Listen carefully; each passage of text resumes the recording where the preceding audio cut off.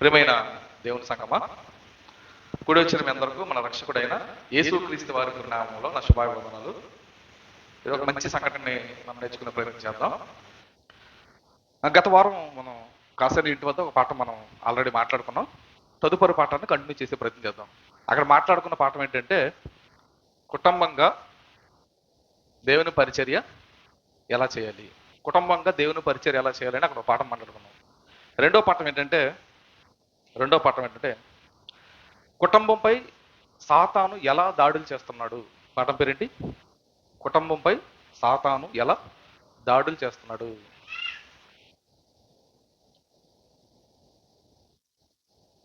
దేవుడు కుటుంబ వ్యవస్థను ప్రారంభించి, కుటుంబ వ్యవస్థ ద్వారా దేవుడు మహింపరచబడాలనుకున్నాడు, ఘనపరచబడాలనుకున్నాడు, ఆయన చిత్తాన్ని భూమి మీద జరిగించాలనుకున్నాడు. అయితే ఆ కుటుంబం మధ్యలోనికి సాతాను ప్రవేశించి ఆది నుండి కుటుంబాలను చిన్నాభిన్నం చేస్తున్నాడు. కుటుంబాలను దేవునికి సాతానుడు ఏం చేస్తున్నాడు? దూరం చేస్తున్నాడు. అలా కుటుంబాలు దేవునికి దూరం అవడానికి గల కారణాలు ఏంటి, ఎలాంటి కారణాలతో కుటుంబాలను సాతానుడు దేవునికి దూరం చేస్తున్నాడు అనే విషయాలను మనం ఆలోచించుకుంటూ బైబిల్లోనికి వెళ్ళగలిగితే,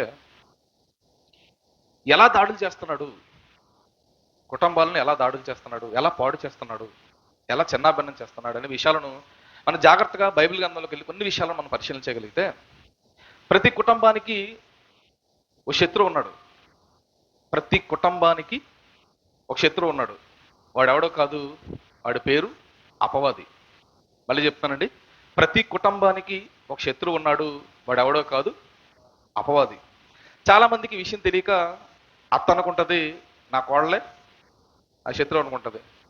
కోడలు అమాయకురాయలు, ఆవిడకి తెలియక మా అత్తే నా శత్రువు అనుకుంటుంది. ఇంకా కొంతమంది ఏమనుకుంటారంటే మా చుట్టాలే మా శత్రువులు అనుకుంటారు. మరికొంతమంది అనుకుంటారు మా చుట్టుపక్కల వాళ్ళే మా శత్రువులు అనుకుంటారు. మేధావర్గం ఏమనుకుంటుందంటే పక్క దేశం వారు మన శత్రువులు అనుకుంటున్నారు. నేనంటాను నేనంటాను నేనంటాను ఏ మనిషి మనకు శత్రువు కాదు. మన శత్రువు ఒకే ఒకడు, వాడెవడో కాదు, అపవాది. కింద కూడా నేను రాయించాను చూడండి, ఒకసారి చదవండి దాన్ని నా కోసం. అపవాది మాత్రమే నా శత్రువు, నేను అలా ఫీల్ అవుతా, అందుకే రాయించా. ప్రతి కుటుంబ సభ్యులు గమనించాలి, మీ శత్రువు ఎవరు? అపవాది మాత్రమే. అత్త కాదు, కోళ్ళ కాదు, మామ కాదు, భర్త కాదు, భార్య కాదు, చుట్టుపక్కల కాదు, బంధువులు కాదు, చుట్టాలు కాదు, పక్క దేశం వారు కూడా కాదు. మన శత్రువు అపవాది. ఈ అపవాది కుటుంబాలుగా ఉన్న మనపై ఎలా దాడి చేస్తున్నాడు, ఎలా దాడి చేస్తున్నాడు, ఎలా దాడి చేస్తున్నాడు? అపవాది ఒక 7 మార్గాల ద్వారా కుటుంబాలపై దాడి చేస్తున్నాడు. అపవాది ఒక 7 మార్గాల ద్వారా కుటుంబాల మీద దాడి చేస్తున్నాడు. అందులో మొట్టమొదటిది ఏంటంటే భార్య భర్తల మధ్య ఉన్న వ్యక్తిగతమైన తేడాల ద్వారా గొడవలు సృష్టిస్తాడు.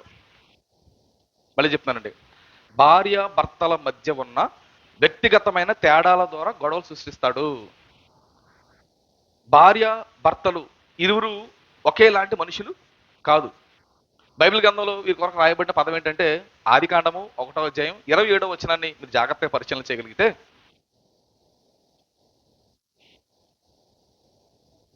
దేవుడు తన స్వరూపమందు నరుని సృజించును, దేవుని స్వరూపమందు వారిని సృజించును, స్త్రీను గాను పురుషును గాను వారిని సృజించును. భార్య భర్తలు మధ్య ఉన్న ఆ వ్యత్యాసాన్ని చెబుతూ, భార్యలు స్త్రీలు, భర్తలు పురుషులు ఇద్దరు ఒకటి కాదు. ఇద్దరికి ఏముంది? కొంత తేడా ఉంది. భార్య ఏం చేయాలంటే భర్తలో ఉన్న ఆ తేడాలు ఏంటో గమనించాలి. ఆ తేడాలకు తగ్గట్లుగా వీడు ప్రవర్తించాలి. భార్య భర్తల మధ్య ఏమున్నాయి? తేడాలున్నాయి. ఈ విషయాన్నే అపోస్తలుడైన పేతురు మాట్లాడుతూ, పేతురు రాసిన మొదటి పత్రిక 3వ అధ్యాయం 7వ వచనాన్ని కూడా మీరు జాగ్రత్తగా పరిశీలన చేయగలిగితే,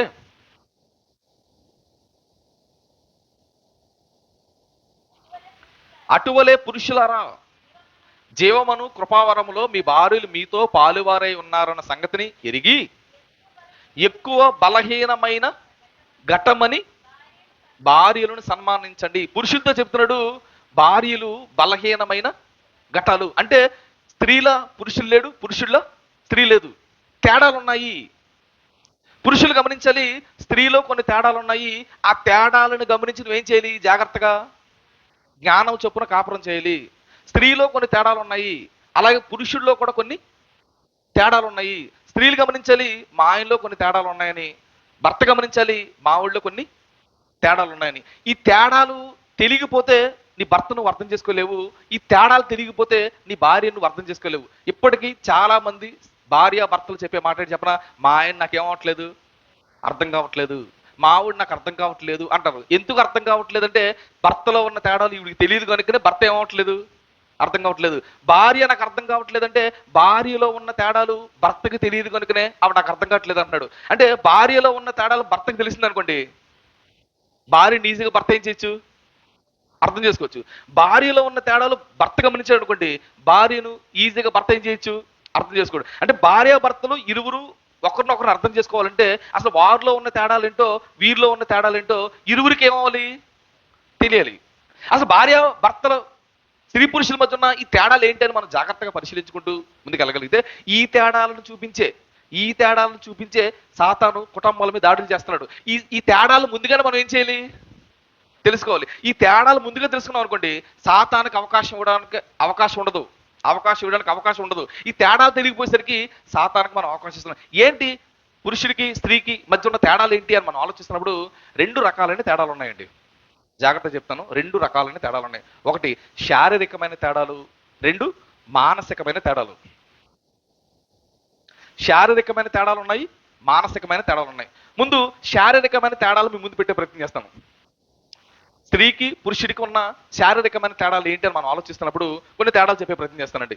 పురుషుడు శారీరకంగా బలంగా ఉంటాడు, స్త్రీలు కొంచెం బలహీనంగా ఉంటారు. ఇది నేను చెప్పినా చెప్పబోయినా మీకు తెలుసు, కిందకి వెళ్ళే కొద్ది మీకు తెలియదు, అవి చెప్తాను నేను. శారీరక తేడాలలో పురుషుడు బలంగా ఉంటాడు, స్త్రీ బలహీనంగా ఉంటుంది. మా ఆయన బలంగా ఉంటాడన్న సంగతిని ఇప్పుడు గుర్తించాలి, మా ఆవిడ కొంచెం బలహీనంగా ఉంటుందన్న సంగతి పురుషుడు గమనించాలి. ఈ తేడా గమనించాలి. నాలాగే నువ్వు పని చేయనకూడదు. ఈరోజు చాలా మంది పురుషులు అనే మాట ఏంటంటే, నువ్వు ఇంటికాడ కూర్చొని తింటున్నావు, నాలాగే నువ్వేం చేయి అంటాడు, కష్టపడి అంటాడు. నీలాగే కష్టపడడానికి నీలా ఆవిడ ఎలా ఉండదు, బలంగా ఉండదు. ఆ విషయం తెలియాలి నీకు, ఆ విషయం నీకు తెలియాలి. రెండోది, పురుషులు బరువు ఎక్కువగా ఉంటారు, స్త్రీలు కొంచెం బరువు తక్కువగా ఉంటారు. రెండో తేడా. మూడో తేడా, పురుషులకు గడ్డాల మీసాలు వస్తాయి, స్త్రీలకు గడ్డాల మీసాలు రావు. పురుషులు పిల్లలను కనే సామర్థ్యం లేదు, స్త్రీలకు పిల్లలు కనే సామర్థ్యం ఉంది. పురుషులు పిల్లలకు పాలు ఇవ్వలేరు, స్త్రీలు పిల్లలకు పాలు ఇవ్వగలరు. ఇంకో తేడా చెప్పే ప్రయత్నం చేస్తాను. పురుషులలో రెసిస్టెన్స్ పవర్ చాలా తక్కువగా ఉంటుంది, రోగ నిరోధక శక్తి చాలా తక్కువగా ఉంటుంది. ఎవరిలోని? పురుషుల్లోని. రోగ నిరోధక శక్తి చాలా ఎక్కువగా ఉంటుంది స్త్రీలలోని. ఎప్పుడైనా గమనించలేదు, బిడ్డ హాస్పిటల్లో బిడ్డ పుట్టిన వెంటనే మగపిల్లడు పుడితే ఓ మాట చెప్తారు, ఆడపిల్ల పుడితే ఓ మాట చెప్తారు. మగపిల్లడు పుడితే ఏ మాట చెప్తారు, ఆడపిల్ల పుడితే ఏ మాట చెప్తారు చెప్పండి. అమ్మా నీకు మగపిల్లడు పుట్టాడు, నువ్వు ఏది పడితే అది తినకు అంటే, ఆడపిల్ల పుడితే ఏమైనా తినొచ్చు. మీకు అర్థమైపోతుండాలి. అంటే రోగ నిరోధక శక్తి స్త్రీలలో ఎక్కువ ఉంటుంది, త్వరగా రోగాలు రావు వాళ్ళకి. స్త్రీలకు త్వరగా రోగాలు రావు, పురుషులకు త్వరగా రోగాలు వస్తాయి. పురుషులకు త్వరగా రోగాలు వస్తాయి. ఇది దేవుడు చేసిన డిజైన్, మీ ఆయన తప్పు కాదు. స్త్రీకి విషయం తెలియక పద్దాక రోగాలే అంటది. ఎవరిని? భర్తని. పద్దాక రోగాలే అంటది. పద్దాక రోగాలు ఎందుకు వస్తున్నాయి? తప్పు భర్తది కాదు, ఆయన చేయబడిన డిజైన్ అలాంటిది. ఆయనకు పద్దాక రోగాలు వస్తున్నాయి అన్న సంగతి నీకు ముందుగా తెలిసింది అనుకోండి, నువ్వేం చేయవు, నీ భర్తని అపార్థం చేసుకో. అంటే గొడవలు రావడానికి కారణం ఏంటంటే భర్త యొక్క స్థితి నీకు తెలియదు. ఈ విషయం గమనించాలి. ఇకపోతే పురుషులకు ఆయుష్ తక్కువ, స్త్రీలకు ఆయుష్ ఎక్కువ. భర్తలు ముందు చచ్చిపోతుంటారు, భార్యలు మిగిలిపోతారు విధవరాలుగా. ఎందుకంటే వీళ్ళకి రోగ నిరోధక శక్తి తక్కువగా ఉంటుంది కనుక పురుషులు త్వరగా చచ్చిపోతుంటారు, స్త్రీలు ఎక్కువ కాలం బతుకుతారు. స్త్రీలకు నెలసరి ఉండదు, పురుషులకు నెలసరి ఉండదు, స్త్రీలకు నెలసరి ఉంటుంది. ఆ ఉంటే ఏంటంటే స్త్రీలకు నెలసరి ఉంటుంది. ఈ నెలసరిలో చాలా చిరాగ్గా ఉంటారు, చాలా ఇబ్బందిగా ఉంటారు. ఆ విషయాన్ని పురుషులు ఏం చేయాలి? గమనించాలి, గమనించాలి. పురుషులకు గర్భసంచి ఉండదు, స్త్రీలకు గర్భసంచి ఉంటుంది. గర్భసంచి ఉందనుకోండి, ఈ గర్భసంచికి సంబంధించిన అనేకమైన ప్రాబ్లమ్స్ ఎవరికి వస్తుంటాయి? స్త్రీలకు వస్తూ ఉంటాయి. పురుషులకు పెద్దగా గర్భసంచి ఉండదు కనుక గర్భసంచి ప్రాబ్లం రాదు. ఆ విషయం తెలియక స్త్రీలు తిట్టుకుంటూ ఉంటారు వీళ్ళు. అంటే ఆమెని దేవుడు ఎలా డిజైన్ చేస్తాడో మనకు తెలియాలి, పురుషుడిని ఎలా డిజైన్ చేస్తాడో స్త్రీకి తెలియాలి. ఎవరు ఎలా డిజైన్ చేయబడ్డారో వారి మధ్య ఉన్న తేడాలు స్త్రీ పురుషులు గమనించినప్పుడు స్త్రీ పురుషుల మధ్య ఏమి రావడానికి అవకాశం ఉండదు? గొడవలు రావడానికి అవకాశం ఉండదు. ఆ తేడాలు నీకు తెలియదు అనుకోండి, పద్దాక రోగాలే అంటది భార్య, ఆడ కోపం వస్తుంది, గొడవ అవుతుంది. ఆడంటాడు పద్దాక పొట్ట నొప్పి అంటది, కడుపు నొప్పి అంటది అంటాడు. ఇదిక విషయం తెలియదు. ఏ విషయం? ఆవిడకు గర్భసంచి ఉందని, బిడ్డలు కానీ సామర్థ్యాన్ని దేవుడు ఆవిడకి ఇచ్చాడని, అలాంటి పరిస్థితి ఆవిడకు ఉందన్న సంగతిని ఈయన గమనించాలి. అలా ఒకరిని ఒకరు మధ్య ఉన్న తేడాలు గమనించుకోవడం వల్ల వారి మధ్య గొడవలు రాకుండా ఉండడానికి అవకాశం ఉంటుంది. ఈ తేడాలు మనకు తెలియపోయేసరికి ఈ తేడాలను చూపించే సాతానుడు మన మధ్యలోకి చేయం పెడుతున్నాడు, గొడవలు పెడుతున్నాడు. అంటే సాతానుడు కుటుంబాల మీద గొడవలు పెట్టడానికి కారణం ఏంటంటే మన మధ్య ఉన్న తేడాలు మనకు తెలియకపోయేసరికి మన తేడాలను మనకే చూపించి ఏం చేస్తున్నాడు? గొడవలు పెడుతున్నాడు. అంటే గొడవలు పడకుండా ఉండాలంటే తేడాలు మనం ముందుగా తెలుసుకోవాలి. మీ ఆయన నువ్వు అర్థం చేసుకోవాలి. మీ ఆయన నీకు అర్థమైపోతాడు ఇదంతా వింటే, మీ ఆవిడ నీకు అర్థమైపోతుంది ఇదంతా వింటే. ఇది శారీరకమైన తేడాలు, ఇది శారీరకమైన తేడాలు. ఇప్పుడు మానసికమైన తేడాలు చెప్తానండి, ఇది చాలా ఇంపార్టెంట్. మానసికంగా కూడా స్త్రీ ఒకలా డిజైన్ చేయబడింది, పురుషుడు ఒకలా డిజైన్ చేయబడ్డాడు. మానసికమైన తేడాలు ఒక 10 తేడాలు మీ ముందు పెడతాను, ఒక్కొక్కటి జాగ్రత్తగా ఆలోచించేయండి. మానసికమైన తేడాలు ఎలా ఉంటాయంటే అందులో మొట్టమొదటి ఏంటంటే పురుషుడు హేతుబద్ధంగా ఆలోచిస్తాడు. పురుషుడు ఎలా ఆలోచిస్తాడు? హేతుబద్ధంగా ఆలోచిస్తాడు. స్త్రీలు భావోద్రేకంతో ఆలోచిస్తారు. అర్థం కాలేదండి అంటారేమో, అర్థమయ్యేలా చిన్న మాట చెప్పే ప్రయత్నం చేస్తాను. ఉదాహరణకి భార్యాభర్తలు అలా బైక్ మీద వెళ్తున్నారు. ఈ లోపు ఒక యాక్సిడెంట్ జరిగింది. యాక్సిడెంట్లో ఆ వ్యక్తి చచ్చిపోయాడు అనుకుందాం. ఇప్పుడు భార్యాభర్తలు ఎలా స్పందిస్తారో చెప్తాను. భార్య ఎలా స్పందిస్తారు? అయ్యో ఆడు చచ్చిపోయాడు, తన భార్య పరిస్థితి ఏంటి, పిల్లల పరిస్థితి ఏంటని ఈవిడి చచ్చిపోయినట్టు బట్టి ఏం చేస్తుంటది? వీడు బాధపడిపోతుంటది. ఇప్పుడు భర్త ఎలా మాట్లాడతాడంటే ఆడు రాంగ్ రూట్లో వచ్చాడు, అందుకే ఏం జరిగింది? యాక్సిడెంట్ జరిగింది అంటాడు. భర్త ఏం చేస్తుంటాడు? హేతుబద్ధంగా ఆలోచిస్తుంటాడు. భార్య ఎలా ఆలోచిస్తుంటది?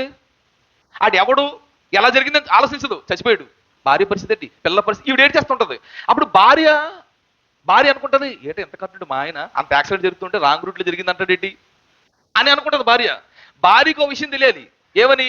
భర్త ప్రతిదానికి ఏమైపోడు, ఎమోషన్ అయిపోడు.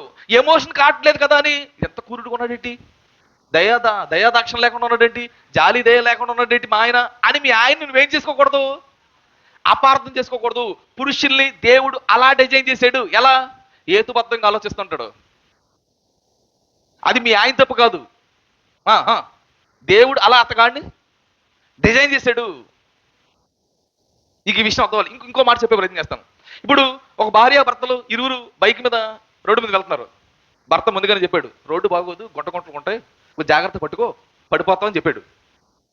అలా బైక్ మీద వెళ్తున్నారు. నిజంగానే భార్య పడిపోయింది. పడిపోయిన భార్య ఏం చేస్తుందంటే మా ఆయన లేపితే బాగుంది అనుకుంటుంది. భర్త అంటాడు నేను ముందే చెప్పానా అంటాడు. ఎవరు? ఈవిడికి తెలీదు. అయ్యో పడిపోయాను, దెబ్బలు తగిలిస్తే లేపడేటి దరిద్రం అనుకుంటుంది ఈవిడ మనసులోని. ఆయన లాజిక్గా మాట్లాడుతుంటాడు, నేను ముందుగా చెప్పానా, గట్టిగా పట్టుకోమన్నా, నువ్వు పట్టుకోలేదు, పడిపోయాడు. అంటే మా ఆయన ఇట్లా ఆమె జాలు చూపించట్లేదు అనుకుంటావు. జాలు చూపించకపోవడం కాదు, ఆ డిజైన్ అలాంటిది. నా మాటలు మీకు అర్థమవుతాం లేదు, అర్థమైతే అమోహం, అర్థం కాబట్టి నేను ఏం చేయలేను. ఓకేనా? ముందుకెళ్ళిపోతాను.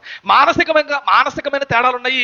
ఈ మానసికమైన తేడాలు ఏంటంటే పురుషుడు స్త్రీ ఆలోచించినట్లుగా ఆలోచించడు, అన్ని హేతుబద్ధంగా ఆలోచిస్తాడు.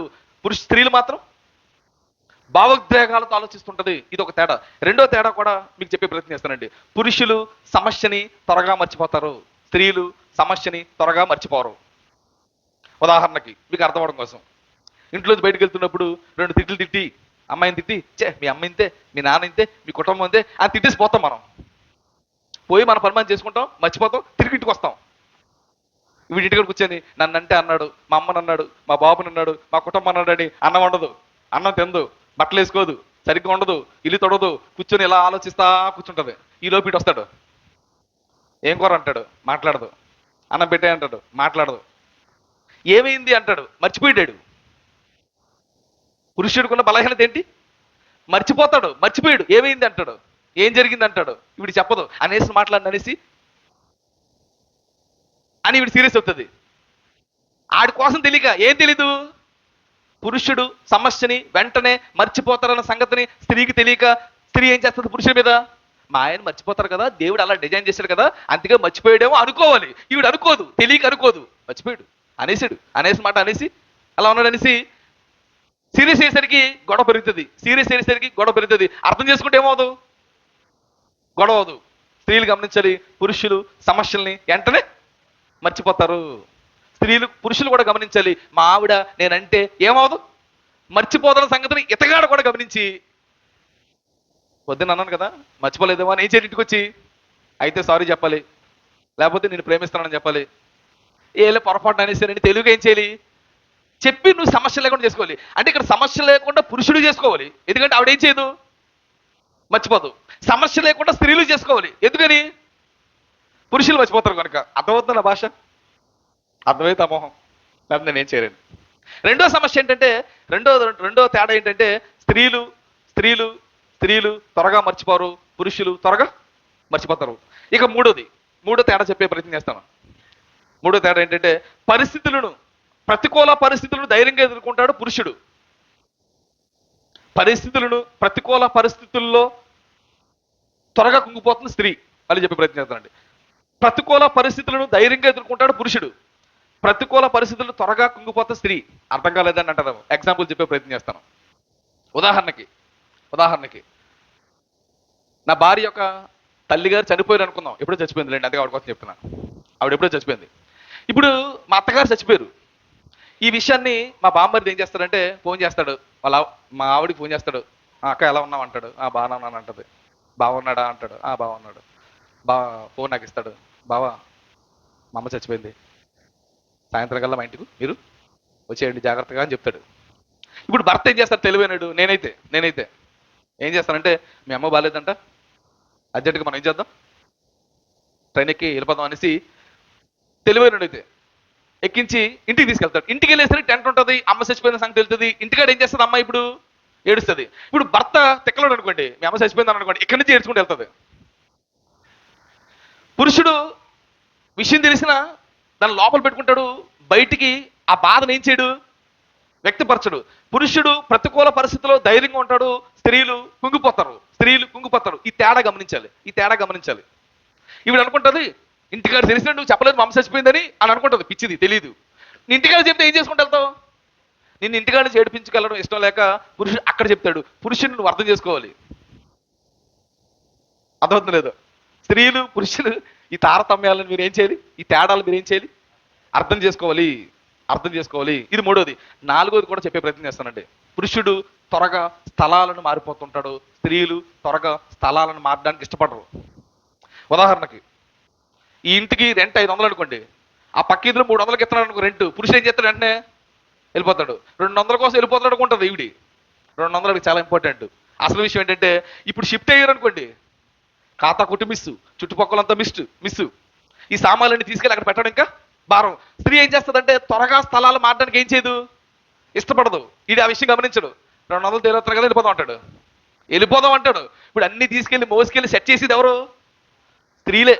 కనుక త్వరగా స్థలాలు మారడానికి వాళ్ళు ఏం చేయరు, ఇష్టపడరు. ఆ విషయం పురుషుడికి తెలియదు. స్త్రీలు కూడా గమనించాలి. నాకు ఎంత కష్టం ఉంది, తర్వాత నాకు చాలా పనులు ఉండిపోతాయి అని మా ఆయన ఆలోచించలేడు. ఆ 200 కోసం ఆలోచిస్తాడు. ఆ 200 ఉంటే కుటుంబానికి ఉపయోగపడతాయని మా ఆయన ఆలోచిస్తాడు. ఆ సంగతి స్త్రీలు కూడా ఏం చేయాలి, గమనించాలి. ఇది 4వ తేడా. 5వ తేడా కూడా చెప్పే ప్రయత్నం చేస్తానండి. 5వ తేడా అంటే పురుషులకి లక్ష్యమే ముఖ్యం, స్త్రీలకు సంబంధాలే ముఖ్యం. అర్థం అవడానికి మీకు మాట చెప్పే ప్రయత్నం చేస్తాను. లక్ష్యం ముఖ్యం. పురుషుడికి టయానికి ప్రార్థనకి వెళ్ళిపోవాలి అనే లక్ష్యం ఉంటుంది, వెళ్ళిపోవాలనుకుంటాడు. కానీ స్త్రీలకు అది కుదరదు. వంట ఉండాలి, అన్నం వండాలి, కూర వండాలి, ఇల్లుని తొడవాలి, ఇంకా బట్టలు ఉతకాలి, పిల్లలు రెడీ చేయాలి. నీకు ఏ పనులు ఉండవు. టయానికి వెళ్ళిపోవాలని నువ్వు ఫిక్స్ అయిపోతావు. నీకు లక్ష్యమే ముఖ్యం. నేను అన్నాను, గాబ్రియల్కి 10 గంటలకు వస్తాను ప్రార్థనగా చెప్పాను, ఇప్పుడు నేను 10 గంటలకు వెళ్ళిపోవాలంటాడు. ఓకే, నువ్వు వెళ్ళిపోవాలి, కానీ 10 గంటలకు వెళ్ళడానికి ఇప్పుడు కుదరదు. గట్టి కరుస్తాడు, గొడవ పెట్టుకుంటారు ఇంటికాడ. అంటారు, ఆవిడ తీసి ఇడిచేస్తాడు. అక్కడ అరుచుకొని వస్తారు, ఆవిడ అరుస్తుంది, ఈయన అరుస్తాడు. ఇక్కడికి వస్తారు, ఇంటికాడ అరిసి వచ్చాం కదా అని ఇక్కడ ఏం చేయరు, రొట్టె దర్శనం తీసుకోరు. అయితే నీకు పని ముఖ్యమే, నువ్వు వెళ్ళాల్సిన టైం ముఖ్యమే, నేను కాదంటలేదు. కానీ స్త్రీలకు అది సెట్ అవ్వదు, అది కుదరదన్న సంగతిని కూడా పురుషులు ఏం చేయాలి, గమనించాలి. అప్పుడు నువ్వేం చేయాలంటే, ఏదైనా పని మీద మనం వెళ్తున్నప్పుడు, మళ్ళీ చెప్తున్నాను, ఏదైనా పని మీద మనం వెళ్తున్నప్పుడు టయానికి వెళ్ళాలని అనుకున్నప్పుడు స్త్రీకి కుదిరితే నువ్వేం చేయాలి, సహాయం చేయాలి. వంట వస్తే వంట ఉండాలి, కూర వస్తే కూర ఉండాలి, ఇల్లు వస్తే ఇల్లు చేయాలి. ఎందుకంటే వాళ్ళు కూడా టయానికి రావడానికి అవకాశం ఉంటారు. నువ్వు టయానికి రావట్లేదు కదా అని గొడవ పెట్టకూడదు. ఎందుకంటే పిల్లలు ఉంటారు, బట్టలు వేయాలి, వాళ్ళకి అన్ని చేయాలి, అది వాళ్ళ బాధ్యత. టయానికి వెళ్ళడం కన్నా వాళ్ళ బాధ్యత ఏంటి, పిల్లలు చూసుకోవాలి, ఇంటిని చక్కబెట్టాలి, ఇంటిని చక్కబెట్టాలి. కనుక కుదిరితే నేను చెప్పాలనుకుంటున్నాను, కుదిరితే ఏదైనా పని మీద వెళ్ళేటప్పుడు మాత్రం, టయానికి వెళ్ళాలనుకున్నప్పుడు మాత్రం ఖచ్చితంగా పురుషులు స్త్రీలకు ఏం చేయాలి, సహాయం చేయడానికి ప్రయత్నం చేయాలి. సహాయం చేయడానికి ప్రయత్నం చేయాలి. సహాయం చేయడానికి ప్రయత్నం చేయాలి. సహాయం చేయడానికి ప్రయత్నం చేయాలి. మీరు చేస్తారా అనుకోండి, నేను చేస్తూ ఉంటాను. మా ఇంట్లో ప్రతి వారం, సుమారుగా ప్రతి వారం, వారానికి అటు ఇటు ఒకరోజు అటు ఇటు అయినా ప్రతి వారం మా ఇల్లు మేము ఏం చేస్తామంటే క్లీన్ చేస్తాం వాటర్తోది. అదేదో కెమికల్ వేసి క్లీన్ చేస్తాం. ప్రతి వారం మా ఇంటిని క్లీన్ చేస్తాం.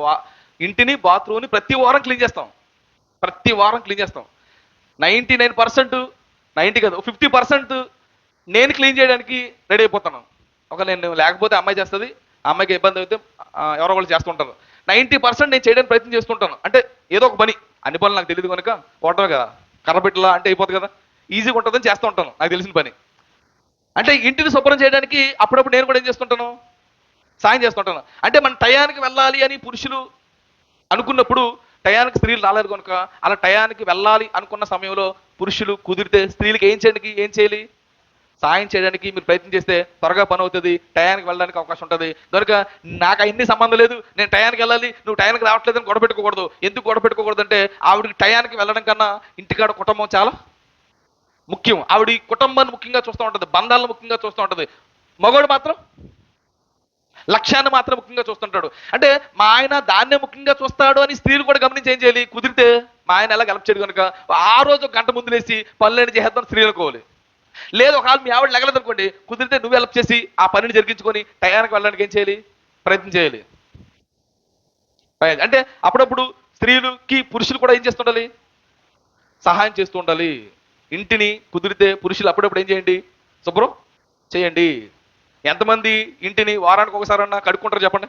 ఆ పెనాయాల కెనాలు వేసి కడిగే స్త్రీలు ఎంతమంది చెప్పండి. మిగతా వాళ్ళు చేరా? ఎందుకు ఎలా అడుగుతున్నానంటే ఇంటిని చూస్తే ఇళ్ళాల కోసం ఆవిడ ఎంత పర్ఫెక్ట్గా ఉందో ఇంటిని బట్టి చెప్పొచ్చు. ఎందుకు ఇంటిని శుభ్రంగా ఉంచాలంటున్నానంటే, ముందుగా చెప్పాను, పురుషుల్లో రోగ నిరోధక శక్తి చాలా తక్కువగా ఉంటుంది. పురుషులకు త్వరగా రోగాలు వచ్చే ప్రమాదం ఉంటుంది. పురుషులకు రోగాలు వచ్చాయి అనుకోండి, తర్వాత స్త్రీలకి ఏమవుతుంది, ఇబ్బంది జరిగే ప్రమాదం ఉంటుంది. స్త్రీలకు ఇబ్బంది జరగకుండా ఉండాలంటే కుదిరినంత సేపు ఇంటిని ఎలా ఉంచుకోవాలి, శుభ్రంగా ఉంచుకోవాలి. మీ ఇల్లు శుభ్రంగా లేవు గనుక నేను చెప్పట్లేదు మాటలు. మీ ఇల్లు శుభ్రంగా ఉంటేనే మీ భర్తలు బాగుంటారని చెప్తున్నాడు. అర్థమవుతుంది లేదు, అయ్యగారు మా ఇంటికి వచ్చాడేమో శుభ్రంగా లేదేమో అందుకే చెప్తున్నాడేమో అనుకోకండి, మీకు దండం. అర్థమవుతున్నా పదం మీకు? అర్థమవుతున్నా? ఎప్పుడు ఇల్లు ఎలా ఉండాలి, క్లీన్గా ఉండాలి. క్లీన్గా లేకపోతే భర్తలే ఓ చేసి దాన్ని ఏం చేయండి, క్లీన్ చేయండి. బట్టలు 1-2 రోజుల్లో ఖచ్చితంగా ఏం చేయాలి, ప్రతి 2 రోజులు ఒక రోజుకి బట్టలు ఉతకాలి. స్త్రీలు గమనించాలి. క్లీన్గా ఉండాలి. ఆ స్మెల్ రాకూడదు. రోగ నిరోధక శక్తులు ఇంట్లో వస్తే పిల్లలకు ప్రమాదం ఉంటుంది. బట్టలు క్లీనింగ్ ఉండాలి, ఇల్లు క్లీనింగ్ ఉండాలి. ఈ విషయంలో స్త్రీ పురుషులు ఇద్దరు జాగ్రత్తలు తీసుకోవాలి. మీ ఆవిడ ఇల్లు కడగకపోతే నువ్వే కడిగేయి. నీకు కుదరకపోతే మీ ఆవిడ చెప్పించి ఏం చేయి, క్లీన్ చేయించు. ఈ విషయంలో తగిన జాగ్రత్తలు తీసుకోవాలి. ఇది ఎన్నోది, 5వది, అంతేనా? 5. 6వది కూడా చెప్తాను. ఆ రోజు చెప్తాను, చాలా ఫన్నీగా ఉంటుంది. ఆ రోజు ఏంటంటే తేడా.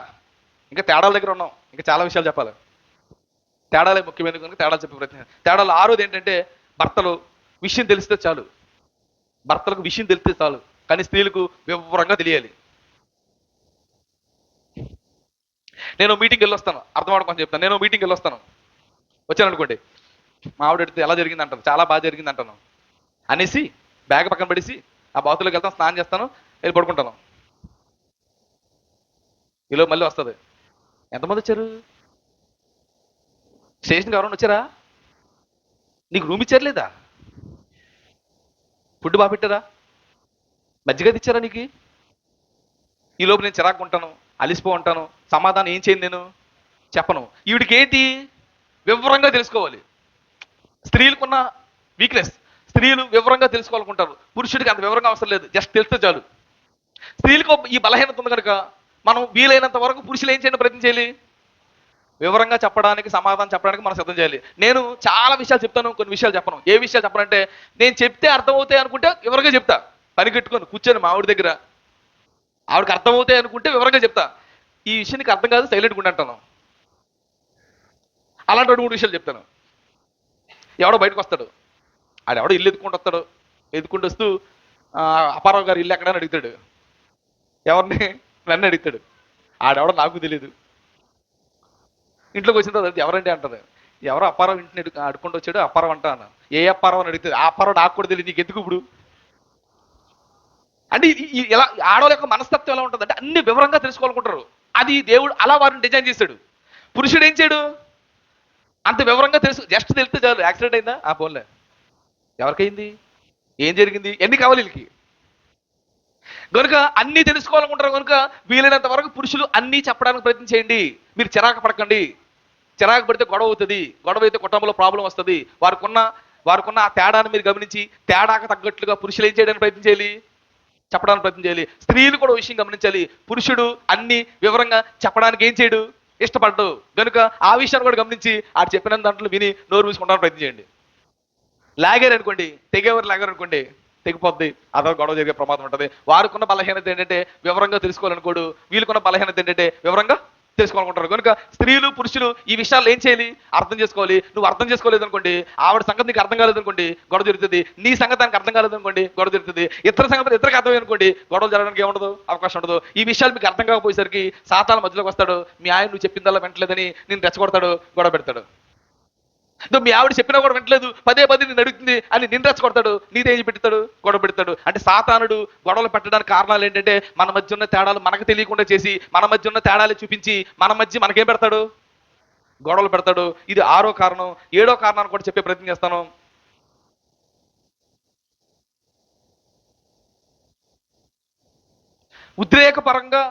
ఉద్రేకపరంగా మూసుకుని ఉంటాడు, మూసుకుపోయి ఉంటాడు పురుషుడు. ఉద్రేకపరంగా ఉంటాడు, కానీ ఆ విషయాన్ని బయటికి తెలియకుండా ఉంటాడు పురుషుడు. స్త్రీలు బయటికి ఏం చేస్తుంటారు, కనబడిపోతుంటారు. పురుషుడు తనకున్న ఆ బాధను బయటికి కనబడకుండా చేస్తుంటాడు, స్త్రీలు ఆ విషయాన్ని బయటికి కనబడిపోయి చేస్తుంటారు. ఇది తేడా, ఇది తేడా. ఇక 8వ తేడా కూడా చెప్తాను. ఒక్క విషయం మీద మాత్రం దృష్టి పెట్టగలడు పురుషుడు. స్త్రీలు అనేక విషయాల మీద ఒకే సమయంలో దృష్టి పెట్టగలరు. ఈ విషయాన్ని గమనించాలి. పురుషుడు ఒక్క విషయం మీద మాత్రం దృష్టి పెట్టగలడు, స్త్రీలు ఒకే సమయంలో అనేక విషయాల మీద దృష్టి పెట్టగలరు. అర్థం అవడానికి మీకు బాగా చెప్పే ప్రయత్నం చేస్తాను. అలా పొయ్యి మీద టీ పెడుతుంది, టీ పెట్టి ఆ లాయన్ని చెప్పి ఏమంటే టీ చూస్తా ఉండండి అని బాత్రూంలోకి వెళ్ళిపోద్ది. గురువుగారు టీవీ చూస్తా ఉంటాడు, ఏది మర్చిపోతాడు, టీ మర్చిపోతాడు. లోపల బాత్రూంలో ఉన్నవాడికి స్మెల్ వస్తుంది, టీ మాడిపోతుందని. బయటకు వస్తుంది, ఛీ నీకు పని చెప్తే చేయమనేసి చిరాకు పడుతుంది. ఈవిడ గమనించాల్సిన విషయం ఏంటంటే, భర్త ఒకే పని మీద దృష్టి పెట్టగలడు, ఒకేసారి 2 పనుల మీద ఏం పెట్టలేడు, పెడితే టీవీ మీద పెట్టగలడు, లేకపోతే టీవీ మీద పెట్టగలడు, 2 ఒకసారి పెట్టలేడు. స్త్రీలు మాత్రం 2 ఒకేసారి మీద దృష్టి పెడతారు. ఈ విషయాన్ని స్త్రీలు గమనించాలి. పురుషుని ఏం చేయకూడదు, అపార్థం చేసుకోకూడదు. స్త్రీలు ఒకే సమయంలో ఎక్కువ పనుల మీద దృష్టి పెట్టగలరు, కానీ పురుషుడు ఒకే సమయంలో ఒక్క పని మీద మాత్రమే దృష్టి పెట్టగలడు, మిగతా పనుల మీద దృష్టి పెట్టలేరు. ఆ విషయాన్ని స్త్రీలు గమనించాలి, పురుషులను అర్థం చేసుకోవాలి, గొడవలు పడకుండా జాగ్రత్త పడాలి. స్త్రీలు చాలా గొప్పళ్ళు, ఎందుకంటే ఒకే సమయంలో అన్ని పనుల మీద ఏం పెట్టగలరు, దృష్టి పెట్టగలరు. నాకు తెలుసు, నేను నిద్ర లేచే లోపే ఓ పక్క వంట రెడీ అయిపోతుంటది, ఓ పక్క పిల్లలు రెడీ అయిపోతుంటారు. పిల్లలు రెడీ చేస్తుంటేనే వంట రెడీ చేస్తుంటారు. వాళ్ళకి గొప్ప భాగ్యాన్ని ఇచ్చాడు, గొప్ప శక్తినిచ్చాడు. గొప్ప జ్ఞాపక శక్తి ఇచ్చాడు, చాలా సంతోషం. అన్నీ ఒకేసారి వాళ్ళు చేయగలరు, అన్నీ ఒకేసారి పురుషులు చేయలేరన్న సంగతిని స్త్రీలు ఏం చేయాలి, గమనించాలి. ఈ తేడాలు మీకు తెలియలేదు అనుకోండి, మా ఆయన నేను చెప్పిన దాన్ని ఏం చేయలేదు, వినలేదు, నేను చెప్పిన పని చేయలేదని మీ ఆయన మీద నువ్వు కోపడతావు. మీ ఆయన నువ్వు చెప్పింది వింటాడు ఒకే పని ఉంటే. నువ్వేం చేయాలంటే టీ పెట్టిన తర్వాత టీవీ ఆపేసి బాత్రూంలోకి వెళ్ళాలి. అప్పుడు మీ ఆయన టీ మీద ఏం పెడతాడు, మనసు పెడతాడు. టీవీ చూస్తున్నాడు అనుకోండి, టీ మీద దృష్టి పెట్టలేడని సంగతి నువ్వేం చేయాలి, గమనించాలి. గొడవలు పడకుండా జాగ్రత్త పడాలి. ఈ విషయం నీకు తెలియపోతే సాతాను మధ్యలోకి వస్తాడు. నువ్వు చెప్పిన మాట మీ ఆయన లేదా నిన్ను రెచ్చగొడతాడు, నిన్నే ఎదిరిస్తుందని నిన్ను రెచ్చగొడతాడు, ఇద్దరి మధ్య పెడతాడు, గొడవలు పెడతాడు. ఇది 8వ కారణం. ఇక 9వది కూడా చెప్పే ప్రయత్నం చేస్తాను. 9వది, పురుషులు ఎలా ఉంటారంటే గుర్తింపు ముఖ్యం, స్త్రీలకు భద్రత ముఖ్యం. మళ్ళీ చెప్తున్నానండి, పురుషులకు గుర్తింపు ముఖ్యం, స్త్రీలకు భద్రత ముఖ్యం. అర్థం అవడానికి ఓ మంచి విషయం చెప్తాను. భర్త ఆఫీస్కి వెళ్తాడు, ఆఫీసులో పని ముఖ్యం, బాస్ ముఖ్యం. ఒక గంట టైము ఎక్స్ట్రా పని చేసి వెళ్ళమన్నాడు అనుకోండి, బాస్ని గౌరవిస్తాడు, ఉద్యోగాన్ని గౌరవిస్తాడు. ఈ డబ్బులు రాకపోతే కుటుంబానికి ప్రాబ్లం అవుతుంది అనుకుంటాడు. ఒక గంట ఆలస్యంగా రావడానికి పనినే ముఖ్యంగా పెట్టుకుంటాడు. ఈ విషయం వీడికి తెలియదు.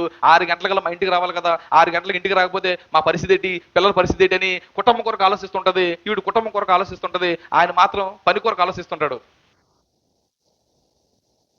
అప్పుడు తేడా ఏంటి చెప్పనా, మమ్మల్ని పట్టించుకోవట్లేదు, టయానికి రావట్లేదు, ఈవిడ ఫీల్ అయిపోతుంటది. ఎందుకు ఈవిడ ఫీల్ అయిపోతుంది అంటే ఈవిడ కుటుంబం ముఖ్యం. ఎందుకు ఇంత టయానికి రావలేదంటే ఈయనకి పని ముఖ్యం. ఎందుకు పని ముఖ్యం, ఈ పని ఉంటేనే కుటుంబాన్ని ఏం చేయగలనని, కుటుంబాన్ని పోషించడానికి పని ముఖ్యంగా పెట్టుకుంటాడు. పని ఎలా ఉంటే నాకెందుకండి, నా కుటుంబం నాకు ముఖ్యం అంటది. పిచ్చావిడ, ఈవిడ తెలియదు. ఒకవేళ కుటుంబం ముఖ్యమని పనులు వేసి ఇచ్చాడుకోండి, ఉద్యోగం ఉండదు. ఆ తర్వాత ఏం తినాలి, అడుగు తినాలి. కనుక స్త్రీలు గమనించాలి, పురుషుడికి కుటుంబం కన్నా పని ముఖ్యం అన్న సంగతిని స్త్రీలు ఏం చేయాలి, గమనించాలి. అప్పుడప్పుడు కుదిరితే ఏం చేయాలనుకో, మీ ఆయన చేసే పనిని పొగుడుతుండాలి. ఏమంటే మీరు చాలా బాగా చేస్తారండి, చాలా కష్టపడతారండి అని మీ ఆయన చేసే పనిని మీరు ఏం చేయాలి, గుర్తించాలి. ఎందుకంటే భర్త తను చేస్తున్న పనిని గుర్తింపబడాలనుకుంటూ ఉంటాడు. ఎవడో గుర్తించడం కాదు, నువ్వే మీ ఆయన చేసే పనిని ఏం చేయడానికి ప్రయత్నం చేయాలి, గుర్తించడానికి ప్రయత్నం చేయాలి. 4 రోజులు 5 రోజులు సందట్లో నిద్ర లేకుండా, సరిగ్గా తిండి లేకుండా కష్టపడి వస్తున్నారంటే భర్త నువ్వు గుర్తించిపోతే ఎవరు గుర్తించాలి, నీకోసమే కదా అక్కడ ఉన్నాడు. ఆ విషయాన్ని స్త్రీలు గమనించాలి. భర్తని తను చేసే పని విషయంలో ఏం చేయాలి, గుర్తించాలి. ఎందుకంటే భర్త గుర్తింపుని ఏం చేస్తుంటాడు, కోరుకుంటాడు. అది భర్త యొక్క, పురుషుడి యొక్క డిజైన్ అలాంటిది. స్త్రీ మాత్రం ఏం చేస్తుంది, నీకు ఎన్ని పనులు ఉన్నా 6 గంటలకు ఇంటికి రావాలి అని స్త్రీ కోరుకుంటుంది అన్న సంగతి కూడా పురుషుడు గమనించాలి. కుదిరితే ఆ గంట పని ఎవరికన్నా నచ్చచెప్పాలి, ఆ గంట పని ముందే చేయడానికి ప్రయత్నం చేయాలి. టయానికి ఇంటికి వెళ్ళడానికి పురుషుడు కూడా ఏం చేయాలి, ఆవిడ అలా ఉంటుంది, నేను ఎలా ఉంటే కుదరదు. పురుషుడు టయానికి వెళ్ళడానికి ప్రయత్నం చేయాలి. వాళ్ళ స్త్రీ టయానికి రాకపోయినా అడ్జస్ట్ అవ్వడానికి వీడియో చేయాలి, ప్రయత్నం చేయాలి. ఇలా అడ్జస్ట్ అవ్వలేదు అనుకోండి, మధ్యలో కూడా వస్తాడు, గొడవలు పెడతాడు. ఏం చేస్తాడు, కుటుంబాన్ని చిన్నపనం చేస్తాడు. 9వది. 10వది చాలా ముఖ్యమైనది, చాలా ముఖ్యమైనది. ఇది నా కుటుంబం అనుకుంటున్నాను, ఇక్కడ వాళ్ళంతా నా చెల్లెలు అనుకుంటున్నాను, ఇక్కడ వాళ్ళంతా మా అమ్మలు అనుకుంటున్నాను, ఇక్కడ మా అక్కలు అనుకుంటున్నాను. అందుకే 10వ విషయం చెప్తున్నాను. ఏంటి 10వ విషయం ఏంటంటే, తేడాలు చెప్తున్నాను. 10వ విషయం ఏంటంటే, పురుషులు ప్రతికూల పరిస్థితుల్లో కూడా సెక్స్ కావాలంటారు. స్త్రీలు పరిస్థితులు బాగుంటేనే సెక్స్ చేస్తామంటారు. అర్థమవుతుందో లేదో నా భాష. పరిస్థితులు ఎలా ఉన్నా నాకు సంబంధం లేదు, పిల్లలు ఉన్నారా నాకు సంబంధం లేదు, కుటుంబం ఉందా నాకు సంబంధం లేదు, పని ఉందా నాకు సంబంధం లేదు, నాకు కావాలంటాడు పురుషుడు. అది ఆడి మైండ్. దేవుడు అలా డిజైన్ చేశాడు. స్త్రీలు మాత్రం అన్నీ బాగుంటేనే, పరిస్థితులు బాగుంటేనే, మనశ్శాంతిగా ఉంటేనే, ఖాళీగా ఉంటేనే భర్తతో సంసారం చేయడానికి ఏం చేస్తుంటది, ఇష్టపడుతుంటది. భార్యలు గమనించాలి, భర్త ఇవన్నీ గమనించడు. అది కావాలనిపిస్తుంది, వెళ్ళాలనిపిస్తుంది, రావాలనిపిస్తుంది, మనం వెళ్ళడానికి ప్రయత్నం చేయాలని వీళ్ళు అలా అడ్జస్ట్మెంట్ అవ్వడానికి ప్రయత్నం చేయాలి. కానీ స్త్రీలు పనులుంటే రావడానికి కుదరదు, ఖాళీ లేకపోతే రావడానికి కుదరదు, పనులుంటే రావడానికి కుదరదని స్త్రీల యొక్క మనస్తత్వాన్ని కూడా పురుషులు ఏం చేయాలి, నేను పిలిచినప్పుడు రాలేదని వీడు గొడవ పెడతాడు, పద్దాగా పిలుస్తున్నాడు అని ఆవిడ కూడా పెడుతుంది. భర్త యొక్క దాని ఏమంటే తేడా, భర్తకున్న తేడా ఏంటంటే ఆడి పరిస్థితితో ప్రభావం లేదు, ఆడికి అనిపిస్తే చాలు ఏం చేయాలనుకుంటాడు, భార్యతో కలవాలనుకుంటాడు. ఆ విషయాన్ని స్త్రీలు గమనించాలి. పురుషులు కూడా గమనించాల్సిన విషయం ఏంటంటే, వారు ఖాళీ లేకపోతే ఎలా రాగలరని పురుషుడు కూడా స్త్రీని ఏం చేయడానికి ప్రయత్నం చేయాలి, అర్థం చేసుకోవడానికి ప్రయత్నం చేయాలి. నా పదం మీకు అర్థమవుతుంది లేదు? ఏంటి ఎంత కామంతో ఉన్నాడు, ఎంత కళ్ళు మూసిపోన్నాడు, మనుషులు ఉన్నారు కదా, కుటుంబం ఉంది కదా, జనాలు ఉన్నారు కదా, రమ్మంటున్నాడు ఏంటి, నువ్వు అనుకోకూడదు. ఎందుకు అనుకోకూడదు అంటే, దేవుడు వాడు అలా డిజైన్ చేశాడు. అది తేడా అనుకోవాలి, దేవుడు చేసిన డిజైన్ అనుకోవాలి. కామంతో పిలుస్తున్నాడు అనుకోకూడదు నువ్వు. స్త్రీలు, చాలా మంది స్త్రీలు ఎక్కువ మంది గొడవల కారణం చెప్పిన ఎప్పుడు పెడితే రమ్మంటున్నాడండి అని చెప్పి గొడవలు పెట్టుకొని కుటుంబాలు ఇడిపోయిన లేరా ఉన్నారు. ఎందుకు అలా ఇడిపోతున్నారంటే, ఆ పురుషుడిని దేవుడు అలా డిజైన్ చేశాడన్న సంగతి స్త్రీలు ఏం చేయట్లేదు, గమనించట్లేదు.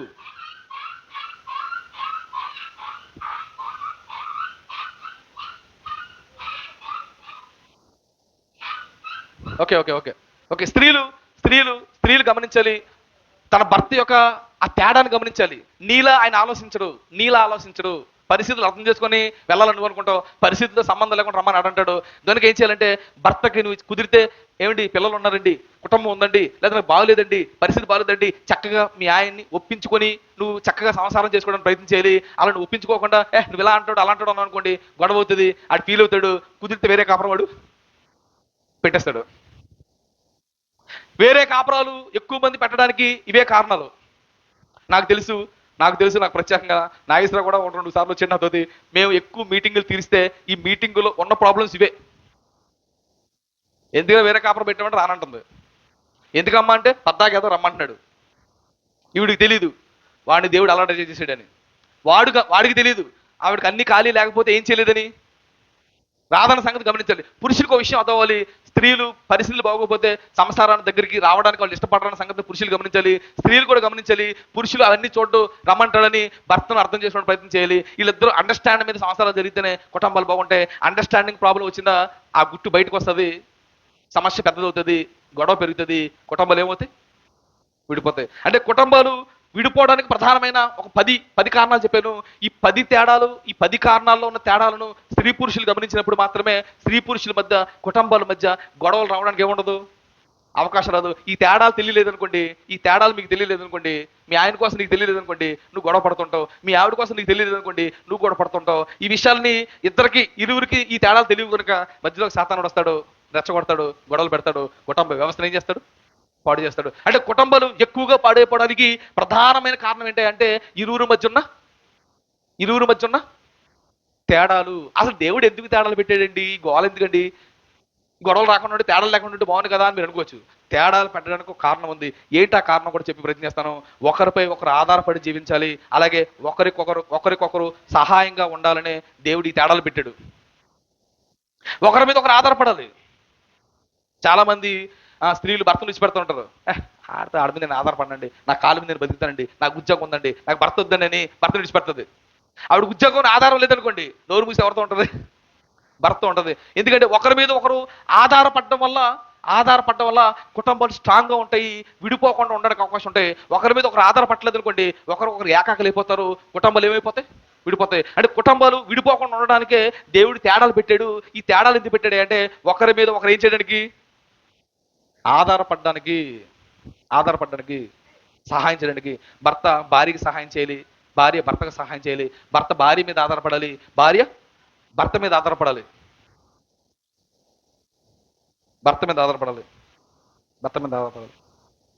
భార్య ఒక భర్త భార్యకి ఎలా సహాయం చేయాలి, ఎలా సహాయం చేయాలో కొన్ని విషయాలు చెప్పే ప్రయత్నం చేస్తాను. ఒక భర్త భార్యకి ఎలా సహాయం చేయాలంటే కుంగిపోయే భార్యను ధైర్యపరచాలి, ఆదరించాలి. ఏదైనా సమస్య వచ్చింది, కుంగిపోతుంది అనుకోండి, ఆ టైంలో భర్త ఏం చేయాలి, ఓదార్చాలి, ఆదరించాలి, ధైర్యపరచాలి. నేనున్నానని ఏం చేయాలి, భరోసా ఇవ్వాలి. భర్త భార్యకు చేయవలసిన పనులు, భర్త భార్యకు చేయవలసిన సహాయాలు, ఆవిడ కుంగిపోతున్నప్పుడు ఆవిడ ధైర్యపరచాలి. రెండోది భౌతికంగా ఇంట్లో ఏదైనా ప్రాబ్లం వచ్చాయనుకోండి, భౌతికమైన ప్రాబ్లం వచ్చాయనుకోండి, ఆ టైంలో భర్త తన పక్కన నిలబడాలి. ఉదాహరణకు అర్థం అవడం చెప్పే ప్రయత్నం చేస్తాను. అమ్మాయి మన ఇంటికి వస్తుంది, పెళ్ళి అయితే మన ఇంటికి వస్తుంది. ఈలోపు అత్తకి వాళ్ళకి పడదు, మీకు తెలియదు ఏముంది, అల్తరి మింగిసి పోవాలంటాడు, అల్తరికి పడదు. ఈలోపు ఆడపొడి చోటు తయారవుతుంది, అల్తరు ఒకటైపోతారు, అత్త ఆడపొడి చోటైపోతారు. ఎవరి మీదకి వస్తూ ఉంటారు, కోళ్ళ మీదకి వస్తూ ఉంటారు. తెలివైందనుకోండి పరిస్థితిని చక్కదిద్దుకుంటుంది, తెలివి కాదనుకోండి ఏడుతుంది, వాళ్ళ మీద గొడవకి వెళ్తుంది. అప్పుడు భర్త ఏం చేయాలంటే భార్య పక్కన నిలబడాలి. అమ్మ అక్క, ఆ అమ్మాయికి ఎవరున్నారు, మనం తప్ప, మన మీద ఆధారపడి వచ్చింది, మన దగ్గరికి వచ్చిందని. ఆ టైంలో భర్త భార్య పక్క నుండి ఏం చేయాలి, ఆవిడకు వీడు అమ్మ పక్క వెళ్ళిపోయో నాన్న పక్క వెళ్ళిపోయాడు అనుకోండి, వీడు అమ్మల్లికి వెళ్ళిపోతాయి. నిజమండి. భార్యకు భర్త అండగా ఉండాలి. ఇంట్లో ఏదైనా ప్రాబ్లం వస్తున్నప్పుడు అత్త ద్వారా కానీ, మామ ద్వారా కానీ, అన్నదమ్ముల ద్వారా, ఎవరి ద్వారా ప్రాబ్లం వస్తున్నా భార్య పక్కన భర్త ఎలా ఉండాలి, అండగా ఉండాలి, సహాయం చేయాలి. అలాగే భార్యకు ఒక ఆర్థిక అవసరాలు కూడా ఏం చేయాలి, తీర్చాలి. భార్యకు కావాల్సిన ఆర్థిక అవసరాలు తెచ్చాలి. ఆహారం చూసుకోవాలి, ఇంటికి సంబంధించిన వస్తువులు చూడాలి, ఆహారం వస్తువులు, ఇంటికి పిల్లలకు కావాల్సిన అన్ని భర్త చూసుకుంటూ ఉండాలి. ఇలా చేయడం వల్ల భర్త భార్యకి ఏం చేస్తున్నట్లు? సహాయం చేస్తున్నట్లు. కొన్ని ప్రత్యేక దినాలు ఉంటాయి, కొన్ని ప్రత్యేక దినాలు ఉంటాయి. ఆ ప్రత్యేక దినాలను కూడా మనం ఏం చేసుకోవాలి? కుదిరితే అప్పుడప్పుడు జ్ఞాపం చేసుకోవాలి. పెళ్లి రోజునో పుట్టినరోజునో వాటిని పనిగట్టు జ్ఞాపం చేసుకొని కుదిరితే ఏదో విషయం చెప్పడానికి ప్రయత్నం చేయాలి. లేకపోతే అది కూడా పక్కబెడతారు వీళ్ళు. అంటే ఆ విధంగా ఏదో అలా మనం వారికి సహాయం చేస్తుండాలి. వారికి మనం సహాయపడేలా, మన మీద వాళ్ళు ఆధారపడేలా మనం తగిన రీతిలో భర్తలు భార్యలకు ఏం చేస్తుండాలి? సహాయం చేస్తుండాలి. ఇది భర్తలు చేసే పని. భార్యలు మరి ఎలా చేయాలి భర్తలకు సహాయం? ఎలా చేయాలి? ఆత్మశైర్యాన్ని పెంపొందించాలి. ఉదాహరణకి ఏదన్నా ఒక పని భర్త ప్రారంభించాడు, ఒక వ్యాపారం పడిపోయాడు, అప్పుల్లో పడిపోయాడు. ఆ టైంలో ఏం కదండి మరి ఇంకో పని చేయండి, లేదా మీరు కష్టపడండి, మీరు లెగ్గలరని భర్తను భార్య ఏం చేయాలి? ప్రోత్సహించాలి. ఏం కాదండి అన్నానా, నేను చెప్పానా, నువ్వు చేసావా, పోయావా అనకూడదు. అర్థమవుతుంది లేదు నా భాష? నేను ముందే చెప్పాను ఇలా జరుగుతుందని. వీడికి మెంటలెక్కుతుంది, సర్వం లేస్తుంది బీపీ. భార్య భర్తను ప్రోత్సహించాలి. నేనున్నానండి, ఏం కాదండి, పడిపోయినా మనం ఏం చేయగలం? లెగ్గాలమండి అని నువ్వు ఎన్నెముకలో పక్కన ఉన్నావు అనుకోండి, నువ్వు హ్యాపీగా ఉన్నావు అనుకోండి, ఆయన హ్యాపీ చేస్తున్నావు అనుకోండి, మళ్ళీ తిరిగి ఏం చేయగలడు? లెగ్గలడు. రెండోది, భర్త యొక్క లైంగిక అవసరాలను తీర్చాలి. భార్య లైంగిక అవసరాలను తీర్చాలి.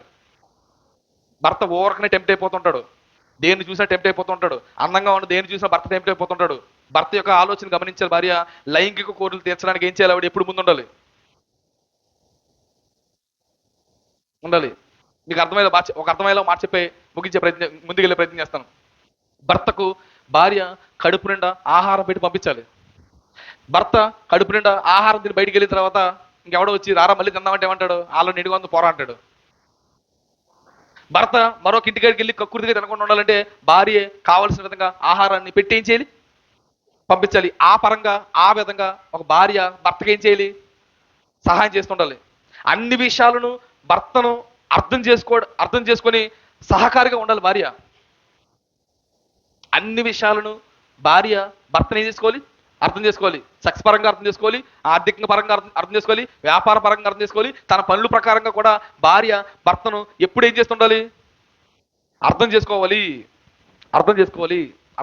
అలా అర్థం చేసుకుంటే ఇరువురి మధ్య ఉన్న తేడాలను గమనించగలిగితే ఈ తేడాల వలన సమస్యలు వచ్చే ప్రమాదం ఉంది. ఈ తేడాల వల్లనే కుటుంబాలు పాడైపోయే ప్రమాదం ఉన్నాయి. కనుక ఈ తేడాలను భార్య గమనించాలి, భర్త గమనించాలి. ఇరువురు గమనించుకున్నారనుకోండి, మూడో వ్యక్తి మధ్యలోకి రానాడు, మూడో వ్యక్తికి అవకాశం ఉండదు, మూడో మధ్య రాలేదు అనుకోండి, కుటుంబంలో ఎలాంటి ప్రాబ్లం లేదు. ఇది మొట్టమొదటిది. కుటుంబాలపై సాతానుడు దాడి చేస్తున్నాడు అనడంలో మొట్టమొదటి కారణం ఏంటంటే ఇరువురి మధ్య ఉన్న తేడాల వల్లనే సాతానుడు ఇరువురి మధ్య ఏం పెడుతున్నాడు? గొడవలు పెడుతున్నాడు. ఒక పాయింట్ అయ్యింది, నేను 7 పాయింట్లు చెప్పాలనుకున్నాను. ముందుకెళ్దామా అబద్దామా? 6 కలిసి అరగంటలు లెగద్దాం. కొద్దిసేపు ఓపుకుండండి, రొట్టు ద్రాక్షారసం కూడా లేదు. పాఠంతోనే ముగింపు చేసుకొని మనం వెళ్ళే ప్రయత్నం చేద్దాం. కనుక మన కుటుంబాలు మనం కాపాడుకోవాల్సిన బాధ్యత ఉంది. మన కుటుంబాల కోసం మనం తెలుసుకోవాల్సిన బాధ్యత ఉంది. మన కుటుంబాలు పాడవకుండా చూసుకోవాల్సిన బాధ్యత మనపై ఉంది. కనుక కొంచెం శ్రద్ధ పెడదాం. ఏటర్ ఎక్కువసేపు చెప్తున్నాడు అనుకోకండి, ఎక్కువసేపు నేర్చుకున్నాను, ఎక్కువ విషయాలు రాసుకున్నాను, మీకు చెప్పడానికి వచ్చాను. ఒక్క విషయం చెప్పాను, రెండో విషయంలోకి వెళ్తాను. రెండో విషయం ఏంటంటే భార్యాభర్తల యొక్క వ్యక్తిగతమైన పాపం వల్ల కూడా కుటుంబాలపై అపవాది దాడి చేస్తున్నాడు.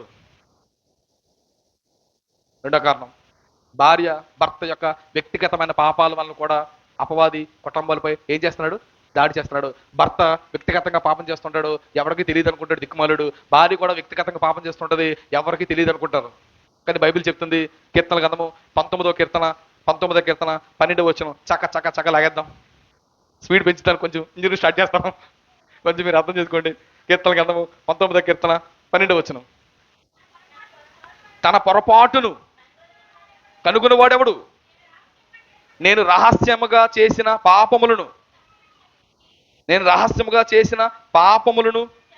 క్షమించి నన్ను నిర్దోషిగా తీర్చుము. నేను రహస్యముగా చేసిన పాపములు అంటున్నాడు భక్తుడు. నేను రహస్యముగా చేసిన పాపాలు అంటున్నాడు భక్తుడు. అంటే భక్తులే కాదు, ఇక్కడ కూర్చున్న వాళ్ళు కూడా రహస్యంగా కొన్ని పాపాలు చేస్తూ ఉంటారు. వాళ్ళు ఏమనుకుంటారంటే మా ఆవిడికి తెలియదు అనుకుంటారు, చుట్టుపక్కల తెలియదు అనుకుంటారు, ఎవరికి తెలియదు అనుకుంటారు.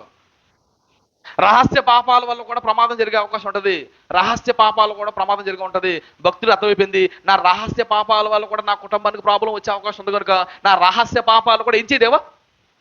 క్షమించు అన్నాడు. అంటే ఆ పాపాలు ఏం చేయాలి? ముందైనా విడిచిపెట్టాలి. నువ్వు రహస్య పాపాలు చేస్తున్నావు అనుకోండి, నువ్వు రహస్య పాపాలు విడిచిపెట్టలేదు అనుకోండి, కుటుంబంపై సాతానుడు ఏం చేస్తాడు? దాడి చేస్తాడు. ఇదే కీర్తనకారుడు మాట్లాడుతున్నాడు. 90వ కీర్తన 8వ వచనాన్ని కూడా మీరు జాగ్రత్త పరిశీలన చేయగలిగితే, మా దోషములలో మా దోషములు మా దోషములను ఎదుట ఉంచుకొని ఉన్నావు, నీ ముఖకాంతిలో మా రహస్య పాపములు కనబడుచున్నవి. దేవుడి దగ్గర నువ్వు చేసే రహస్య పాపాలు ఏమవుతాయి? కనబడతాయి. మీ ఆవిడ తెలియకపోవచ్చు, మీ ఆవిడ కనబడకపోవచ్చు, మీ భర్త కనబడకపోవచ్చు, మీ అత్తమామలు కనబడకపోవచ్చు, మీ చుట్టుపక్కల ఎవరికి కనబడకపోవచ్చు, దేవునికి కనబడతాయన్న సంగతిని గుర్తుపెట్టాలి. కనుక రహస్యంగా నువ్వు పాపాలు చేసినా దేవుడు ఏం చేస్తాడు? కనిపెట్టేస్తాడు. భక్తుడు చెప్తున్నాడు, రహస్య పాపాలు నీకు కనబడిపోతున్నాయి దేవా అని అంటున్నాడు. ఆ రహస్య పాపాలు తీయమని పెట్టుకుంటున్నాడు. రహస్య పాపాలు ఉండకూడదు అంటున్నాడు. నేను అంటాను, ఇక్కడ ఉన్న వాళ్ళు అందరూ రహస్య పాపాలు చేస్తుంటారు, ఎవరికి తెలియదు, ఒకరు తెలియకుండా. కనుక రహస్య పాపాలు కూడా ఏం చేయాలి? విడిచిపెట్టాలి. సహజంగా పాపం చేస్తున్నప్పుడు ఏం చేస్తాడు చెప్పనా? మనిషి పాపం చేస్తాడు ఏం చేస్తాడు చెప్పనా? అలా 4 పక్కలు చూస్తాడు, ఇంట్లో దొరేస్తాడు. 4 పక్కలు చూస్తున్నప్పుడు ఒకసారి పైకి కూడా చూస్తే బాగుంది కదా. పైన ఒక ఆయన చూస్తున్నాడు, ఆయన కనిపెట్టేస్తాడు, ఆయన గుర్తిస్తాడు. రహస్య పాపాలు ఒక రోజు బహిర్గతం చేస్తాడు, నువ్వు ప్రమాదంలో పడతావు. కనుక రహస్య పాపాలు మనం ఏం చేయాలి? విడిచిపెట్టాలి. ఈ మధ్య అందరి దగ్గర ఏముంది? భూతం, దయ్యాలు పెట్టుంది. దాన్ని ఏమంటారు? ఫోన్. దాంతో చాలా జాగ్రత్త. అది చూస్తున్నావా? చాలా జాగ్రత్త. భర్త రాగాలి ఫోన్ ఆపేస్తుంది భార్య, ఏదో చేస్తుంది. భార్య రాగాలి భర్త ఫోన్ ఆపేస్తున్నాడు, ఏదో చేస్తున్నాడు. ఇదే రహస్య పాపం. ఇది చాలా మంది కుటుంబాలు పాడైపోవడానికి పురుషులు స్త్రీలు కూడా చేస్తున్నారండి ఈ మధ్య. చేసే పని చెప్పనా? ఫోన్లో సెక్స్ వీడియోలు చూస్తున్నారంట, ఎక్కువగా చూస్తున్నారంట. అవి చూడటం వల్ల కుటుంబాలు పాడైపోతాయి. నేను చూస్తే ఏమవుతుందంటే అంటారేమో, చూడటం వల్ల జరిగే నష్టాలు మూడు చెప్తాను. ఆ మూడిట్లో ఒకటేంటంటే నీ భర్త మీద కానీ నీ భార్య మీద కానీ ప్రేమ తగ్గిపోద్దంట ఆ వీడియో చూడటం వల్ల. రెండో చెప్తున్నాను, ఈ వీడియోలు చూడటం అనేది ఒక వ్యక్తితో వ్యభిచారం చేసే పాపం లాంటిది అంటది. మూడో విషయం చెప్తున్నాను, ఈ వీడియోలు చూడటం వల్ల ఎవరితోనైనా పాపం చేసే అనిపిస్తూ ఉంటుందంట. కనుక వీలైనంత వరకు ఆ సెక్స్ వీడియోలను చూడకుండా ఏం చేయాలి? మనం ప్రయత్నం చేయాలి. నేను చెప్తున్నాను, భార్య భర్తలతో 10-11 అంతకు మించి ఫోన్ చూడకండి. ఆ తర్వాత ఫోన్ చూడడానికి మీరు ఏం చేయొద్దు? ప్రయత్నం చేయొద్దు. 10-11 తర్వాత ఎవరు ఉండరు, ఫోన్ చూస్తూ ఉంటాం. ఒకటి ఎక్కడికో వెళ్ళిపోతాం. చివరికి ఏం చూస్తాం? ఆ వీడియో చూస్తాం. ఆ వీడియో చూడడం వల్ల జరిగే నష్టం ఏంటంటే, నీ భార్య మీద ఏముండదు, నీకు ప్రేమ ఉండదు. నీ భర్త మీద నీకు ఏముండదు, ప్రేమ ఉండదు. అదొక వ్యభిచారం అన్న సంగతిని మర్చిపోతావు. ఆ తర్వాత కనబడినోడితో ఎవరితో అయినా పాపం చేసి అనిపిస్తుంటది. కనుక అలాంటి పాపంలోనికి వెళ్ళకుండా ఉండాలంటే ఈ వ్యక్తిగతమైన ఈ రహస్యమైన పాపాలను చేయకుండా ఉండడానికి ప్రతి వ్యక్తి ఏం చేయాలి? ప్రయత్నం చేయాలి. ఈ రహస్య పాపాల వల్ల కూడా కుటుంబాలు ఏమైపోతుంటాయి? పడైపోతుంటది. ఫోన్ వచ్చింది, అందరి దగ్గర ఏం చేయాలి? మనం అందరూ ఉన్నప్పుడు మాట్లాడేది అలా వెళ్ళిపోతున్నాం అనుకోండి, నువ్వు నాకు చెప్పనవసరం లేదు, నువ్వేదో రహస్య పాపం చేస్తున్నావు. ఏమి లేకపోతే అందరి దగ్గర మాట్లాడచ్చు కదా, చేయొచ్చు కదా. ఈ రహస్య పాపాల వల్ల కూడా కుటుంబాలు ఏమైపోతాయి? పడైపోతాయి. ఒక రహస్య పాపాలు భార్య చేసిన భర్త చేసిన అర్జెంటుగా వాటిని ఏం చేయాలి? విడిచిపెట్టాలి. సామెతల గ్రంథము 28-13 అతిక్రమములను దాచిపెట్టేవాడు వర్ధిల్లడు. అది ఏ పని చేసినా సక్సెస్ అవ్వదు, గుర్తుపెట్టుకోండి. ఏటకెళ్తాడు? అలా వచ్చేది బోటు. ఏదో వ్యాపారం చేస్తాడు, ఫెయిల్ అయిపోతుంటాడు. అది సక్సెస్ కాడు. అనుకుంటున్నాడు, ఎందుకు సక్సెస్ అవ్వట్లేదు? రైతులు పెట్టానే, బోట్లు పెట్టానే, వల్ల చేశానే, టయానికి వెళ్ళానే, ఎందుకు సక్సెస్ అవ్వు? నువ్వేదో రహస్య పాపం చేస్తున్నావు. ఆ పాపాన్ని ఏం చెల్లు? విడిచిపెట్టాలి. చదవండి. అతిక్రమములను దాచిపెట్టేవాడు వర్ధిల్లడు, వాటిని ఒప్పుకొని విడిచిపెట్టేవాడు కనికరం పొందుతాడు. దేవుడు ఎడల నువ్వు కనికరం పొందాలంటే నువ్వు చేసే రహస్య పాపాలు ఏం చేయాలి? విడిచిపెట్టాలి. పాపం చాలా ప్రమాదకరమైనది. దాని యొక్క 3 లక్షణాలు చెప్పే ప్రయత్నం చేస్తాను. 3 లక్షణాలు చెప్తాను. అందులో ఒక లక్షణం ఏంటంటే మనశ్శాంతి లేకుండా చేస్తుంది. పాపం ఏం చేస్తుంది? మనశ్శాంతి లేకుండా చేస్తుంది, బుద్ధి లేకుండా చేస్తుంది, నిష్ప్రయోజకులుగా చేస్తుంది. పాపం. కానీ దేవుడు చాలా మంచోడండి. దేవుడు ఎంత మంచోడు చెప్పనా? మొహంలో 2 కళ్ళు పెట్టాడు. తల మీద 2 లైట్లు కానీ పెట్టుంటే మన పరిస్థితి ఏంటి? ఏమి లైట్లు? Red light, green light. Green light ఏంటి చెప్పనా? నువ్వు పాపం ఆలోచన వచ్చింది అనుకోండి, రెడ్ లైట్ వెలుగుతుంటది. మంచి ఆలోచన గ్రీన్ లైట్ వెలుగుతుంది. అలాంటి కానీ 2 పెట్టాడు అనుకోండి, ఈ కుండలందరూ ఏ లైట్లు వెలిగితే ఇప్పుడు రెడ్ లైటే, దొంగేస్తారు దొంగలందరూ. దేవుడు ఆ లైట్లు పెట్టలేదు. దేవుడు చాలా మంచి చేశాడు. ఒక లైట్లో పెట్టుంటే దొంగలందరూ ఏమైపోతుంటారు? వందనాలు బ్రదర్ అంటాడు, లోపల తిట్టుకుంటాడు. లోపల తిట్టుకోగల ఏ లైట్ వెలుగుతుంది? ఎర్ర లైట్ వెలిగింది అనుకోండి, దొంగని ఈజీగా ఏం చేయొచ్చు, పట్టేయచ్చు. కానీ దేవుడు మన మీద ప్రేమతో అలా లైట్ పెట్టలేదు. నా పిల్లలు అందరి దగ్గర ఏమవ్వకూడదు, చిన్నపోకూడదు, ఒప్పుకోవాలి, విడిచిపెట్టాలి, ఉన్నతంగా బతకాలని దేవుడు ఏం చేసినట్టే మన మీద ప్రేమతో ఆ 2 లైట్లు పెట్టలేదు. పెడితే మన పరిస్థితి ఏంటి? కనుక పాపం చాలా ప్రమాదకరమైనది. ఆ పాపంలో పడకుండా మనం ఏం చేయాలి? ఉండాలి. వీలైనంత వరకు భార్య భర్తలతో చెప్తున్నాను, ఫోన్ 10-11 గంటల కంటే ఎక్కువసేపు ఫోన్ చూడడానికి ఏం చేయొద్దు, ప్రయత్నం చేయొద్దు. మీకు ఏదైనా వర్క్ ఉంటే ఓకే, నేను దాని కాదన్నా. వర్క్ ఉంటే ఓకే, వర్క్ లేకపోతే ఫోన్లు ఎక్కువ వాడొద్దు. స్త్రీలు ఫోన్లు ఎక్కువ వాడొద్దు. ఫోన్ చేతితో పట్టుకెళ్తున్నారు ఫోన్ స్త్రీలు, గమనిస్తున్నాను. వద్దు వద్దు, ఫోన్లు ఎక్కువగా స్త్రీలు వాడకండి. ఫోన్లు ఎక్కువగా వాడకండి, ఫోన్లు ఎక్కువగా చూడకండి. ఇది రెండో రకమైన పాపం. రెండో రకమైన ఈ పాపం వల్ల కూడా కుటుంబాలపై సాతానుడు ఏం చేస్తున్నాడు? దాడి చేస్తున్నాడు. మూడో విషయం చెప్తాను. లైంగిక అపవిత్రత వలన కూడా కుటుంబాలపై అపవాది దాడి చేస్తున్నాడు. ఇది మూడో విషయం. బైబిల్ చెప్తుంది, తెస్సలోనికీయులకు రాసిన మొదటి పత్రిక 4వ అధ్యాయం 3, 4, 5 వచనాలు మీరు జాగ్రత్త పరిశీలన చేయగలిగితే, మా పిల్లలు గొడవ చేస్తున్నారు, ఆ సౌండ్ లోపలికి వచ్చేద్దామా కొద్దిసేపు మా కోసం. తెస్సలోనికీయులకు రాసిన మొదటి పత్రిక 4వ అధ్యాయం 3, 4, 5 వచనాలు. మీరు పరిశుద్ధులగుటే అనగా మీరు జారత్వమునకు దూరముగా ఉండుటే దేవుని చిత్తము. మీలో ప్రతివాడు దేవుని ఎరగని అన్ని జనుల వలె కామాభిలాషి ఎందు కాక పరిశుద్ధత ఎందును ఘనత ఎందును తన ఘటములను ఎట్లు కాపాడుకోవాలనో అది ఎరిగి ఉండుటియే దేవుని చిత్తము. అన్ని జనుల వలె దేవుని సంఘంలోనికి వచ్చినప్పుడు కూడా కామాభిలాషి ఎందు ఏం చేస్తున్నారంట? కామాభిలాష అని ఉంటున్నారంట. అది స్త్రీలన్నా కానీ పురుషులన్నా కానీ. స్త్రీలలో ఈ కామ కోరికలు ఎక్కువైపోతున్నాయంట, పురుషుల్లో ఈ కామ కోరికలు ఎక్కువైపోతున్నాయంట. వాళ్ళ కామ కోరికలు ఎక్కువైపోతే నువ్వు కంగారు పడాల్సిన అవసరం లేదు. దేవుడు భార్య అని ఒక బహుమానాన్ని ఇచ్చాడు, భర్త అని ఒక బహుమానాన్ని ఇచ్చాడు. ఈ భార్య భర్తలే ఆ బహుమానాలను దగ్గర పెట్టుకొని ఆ భార్య భర్తలతోనే మీ కామ కోరికలు ఏం చేసుకోవాలి? తీర్చుకోవాలి. నువ్వు కామ కోరికలను భార్యతో తీర్చుకోవాలి, కామ కోరికలను భర్తతో మాత్రం తీర్చుకోవాలి. ఇది కాకుండా నువ్వు ఎక్స్ట్రా చేసావు అనుకోండి, నువ్వు పాపంలో పడతావు. ఆ పాపం వల్ల కుటుంబం ఏమైపోద్ది? పాడైపోతుంది.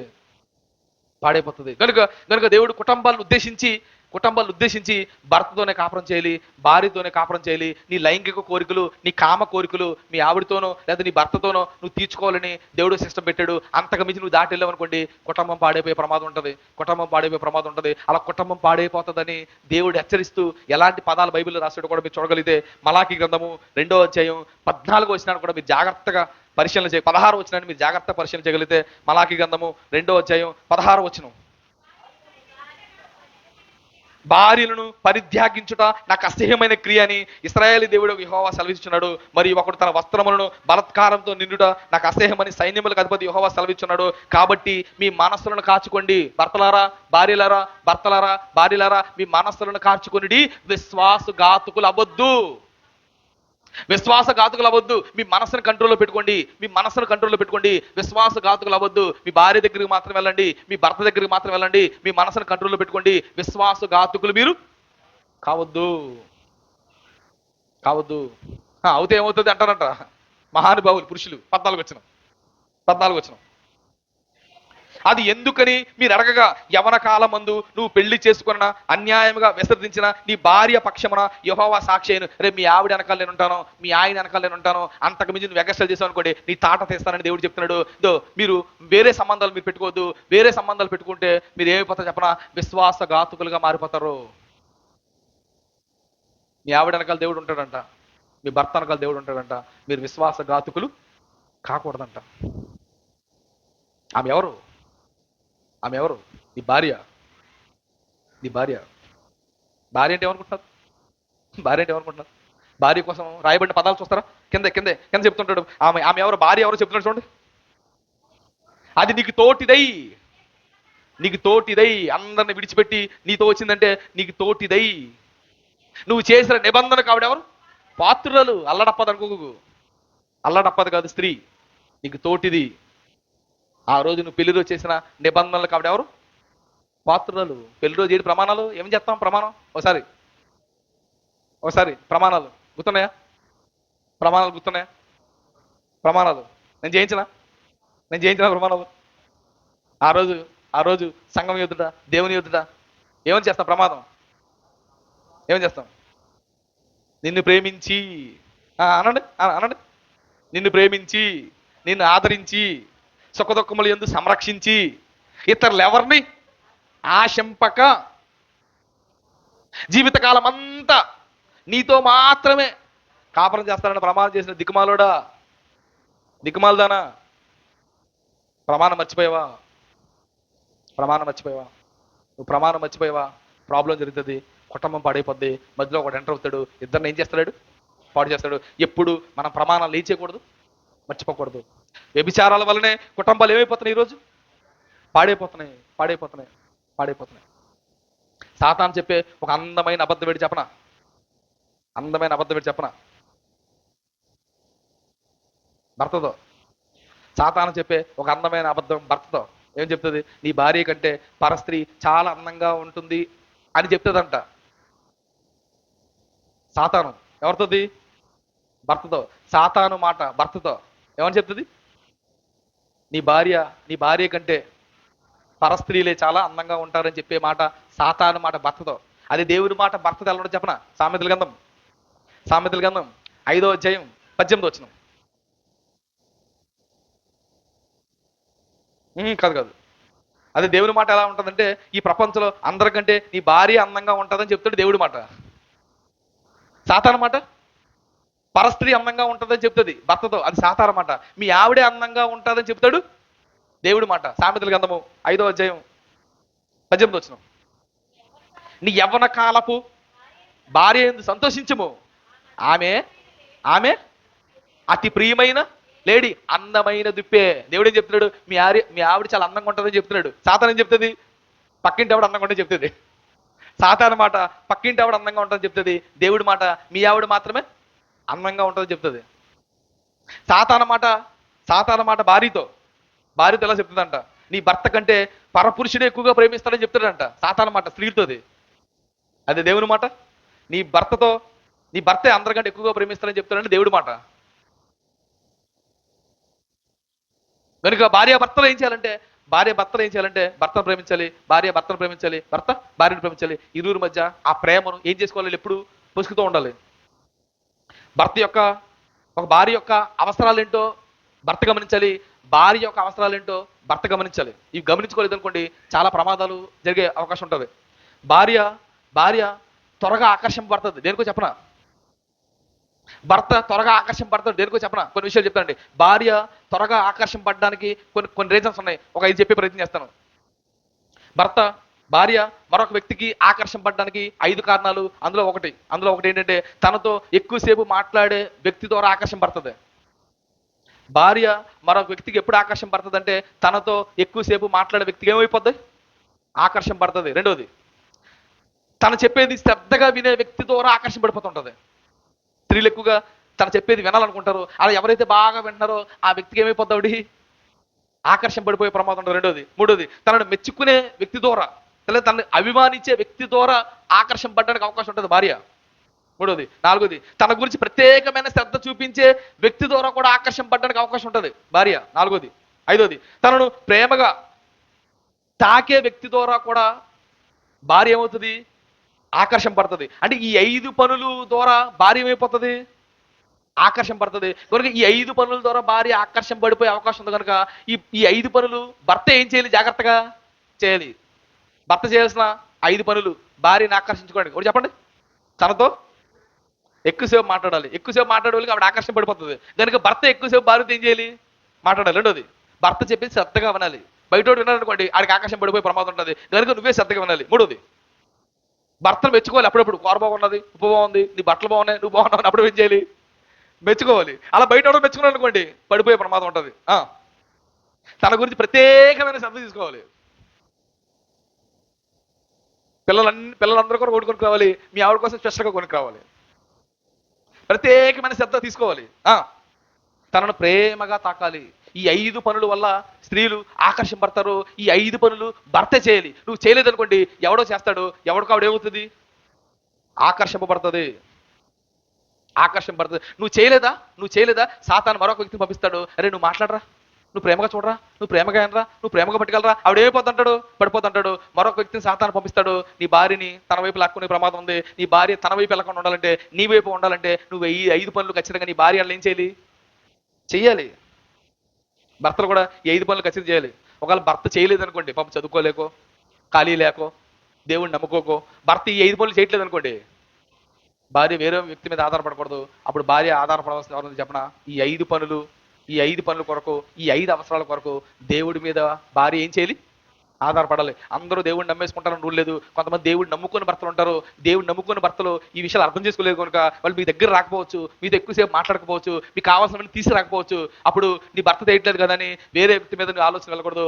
వేరే వ్యక్తి మీదకి నీ ఆలోచన వెళ్ళకుండా నీ ఆలోచన ఎవరి మీదకి వెళ్ళాలి, దేవుడి మీద మాత్రమే నీ ఆలోచన వెళ్ళాలి. అలా వెళ్ళే అనుకోండి నీ 5 అవసరాలు తీరుతాయి. నీ 5 అవసరాలు తీరే అనుకోండి, నీ భర్తకు తప్ప మరొక వ్యక్తిని ఏమవడానికి అవకాశం ఉండదు, ఆకర్షింపడడానికి అవకాశం ఉండదు.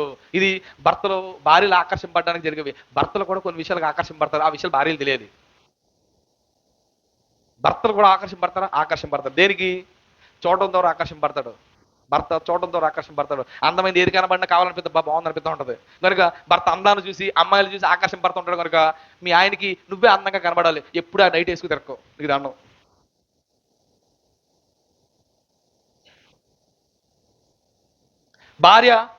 భర్త ఓరకనే ఆకర్షింపడుతుంటాడు. చూసిన ప్రతిదీ కావాలనుకుంటాడు. అందంగా ఉంటే బాగుంది అనుకుంటాడు. కనుక వీలైనంత వరకు స్త్రీలు మీ భర్తల దగ్గర అందంగా కనబడడానికి ప్రయత్నించండి. బయటికి వెళ్తున్నప్పుడు అందంగా కనబడతారు. ఎవరి కోసం? పళ్ళు ఊడిపోతాయి. బయటికి వెళ్తున్నప్పుడు అందంగా ఉండు, ఇంటికాడ మరింత అందంగా ఉండు. మీ ఆయనకు అందంగా కనబడు. మీ ఆయన అందాన్ని చూస్తే ఏమవుతుంటాడు, ఆకర్షింపడుతుంటాడు. వాడి అవసరం అది, వాడి పరిస్థితి అది కనుక వాడికి నువ్వు తగ్గట్టుగా ఏమైపోతుండాలి, అందంగా తయారవ్వాలి. అందంగా తయారవ్వాలి. రెండోది భర్త దేనికి ఆకర్షింపడుతుంటాడే, లైంగిక కోరికలకి, సెక్స్ కోరికలకి ఎక్కువ ఆకర్షింపడుతుంటాడు. సెక్స్ కోరికలు ఎక్కువ ఆకర్షింపడుతుంటాడు. వీలైనంత వరకు, అవకాశం ఉన్నంత వరకు భర్తకు అనుకూలంగా సెక్స్ కోరికలు అతగాడు తీర్చే విధంగా భార్యలు ఏం చేస్తుంటారు, దగ్గరగా ఉండడానికి ప్రయత్నం చేయాలి. రెండు విషయాలు భర్త ఏం చేస్తాడంటే చూసిన నెల కావాలనుకుంటాడు కనుక అతగాడికి అందంగా కనబడడానికి ప్రయత్నం చేయండి. ఎక్కువగా లైంగిక కోరికలకు అలవాటు పడుతుంటాడు, ఇష్టపడుతుంటాడు. పురుషుడు కష్టపడి వస్తూ ఉంటాడు. లైంగిక కోరికలు ఎక్కువగా ఉంటే సామర్థ్యం ఎక్కువగా ఉంటుంది, కావాలనుకుంటాడు. కనుక అవి తీర్చడానికి స్త్రీలు ఏం చేయాలి, ముందుకు వెళ్ళాలి. ఇది ఇవన్నీ ఏంటంటే భర్త యొక్క అవసరాలు తెచ్చడం, భార్య యొక్క అవసరాలు తెచ్చడం, లైంగిక పాపంలో పడిపోకుండా ఉండడానికి అవకాశాలుగా ఉంటాయి. ఇంకా లైంగిక పాపంలో పడిపోకుండా ఈ జాగ్రత్తలు మీరు తీసుకుంటే కుటుంబంలో సాతాను దాడులు ఏమి చేయడు. ఇప్పుడు 3 అయిపోయినాయి. ఇక 4వది సింపుల్గా చెప్తాను. 4వది ఏంటంటే కుటుంబంలో సాతాను దాడి చేయకుండా ఉండాలంటే కుటుంబంలో నాలుగో విధానం ఏంటంటే తల్లిదండ్రుల మాట కానీ అత్తమామల మాటలు కానీ ఏం చేయకూడదు, పెద్దగా తీసుకోకూడదు.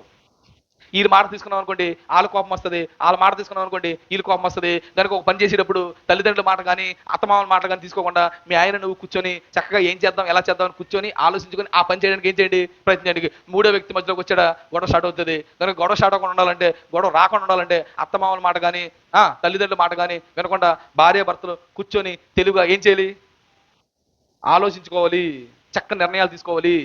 ఆదికాండంలో ఉంటది, 2వ-24వ ఉంటది. తండ్రిని విడిచిపెట్టి భార్యని ఏం చేయాలి, హత్తుకోవాలి. మీరిద్దరు అవుట్ అయిపోవాలి. వాళ్ళంతా అవుట్ అయిపోవాలి. వాళ్ళ మధ్యలోకి వచ్చారా గొడవ స్టార్ట్ అవుతుంది. కుటుంబం ఏమైపోద్ది, పాడైపోతుంటది. అత్త మధ్యలోకి వచ్చేస్తుంటది, మామ మధ్యలోకి వచ్చేస్తుంటాడు, తల్లిదండ్రుల మధ్యలోకి వచ్చేస్తుంటారు.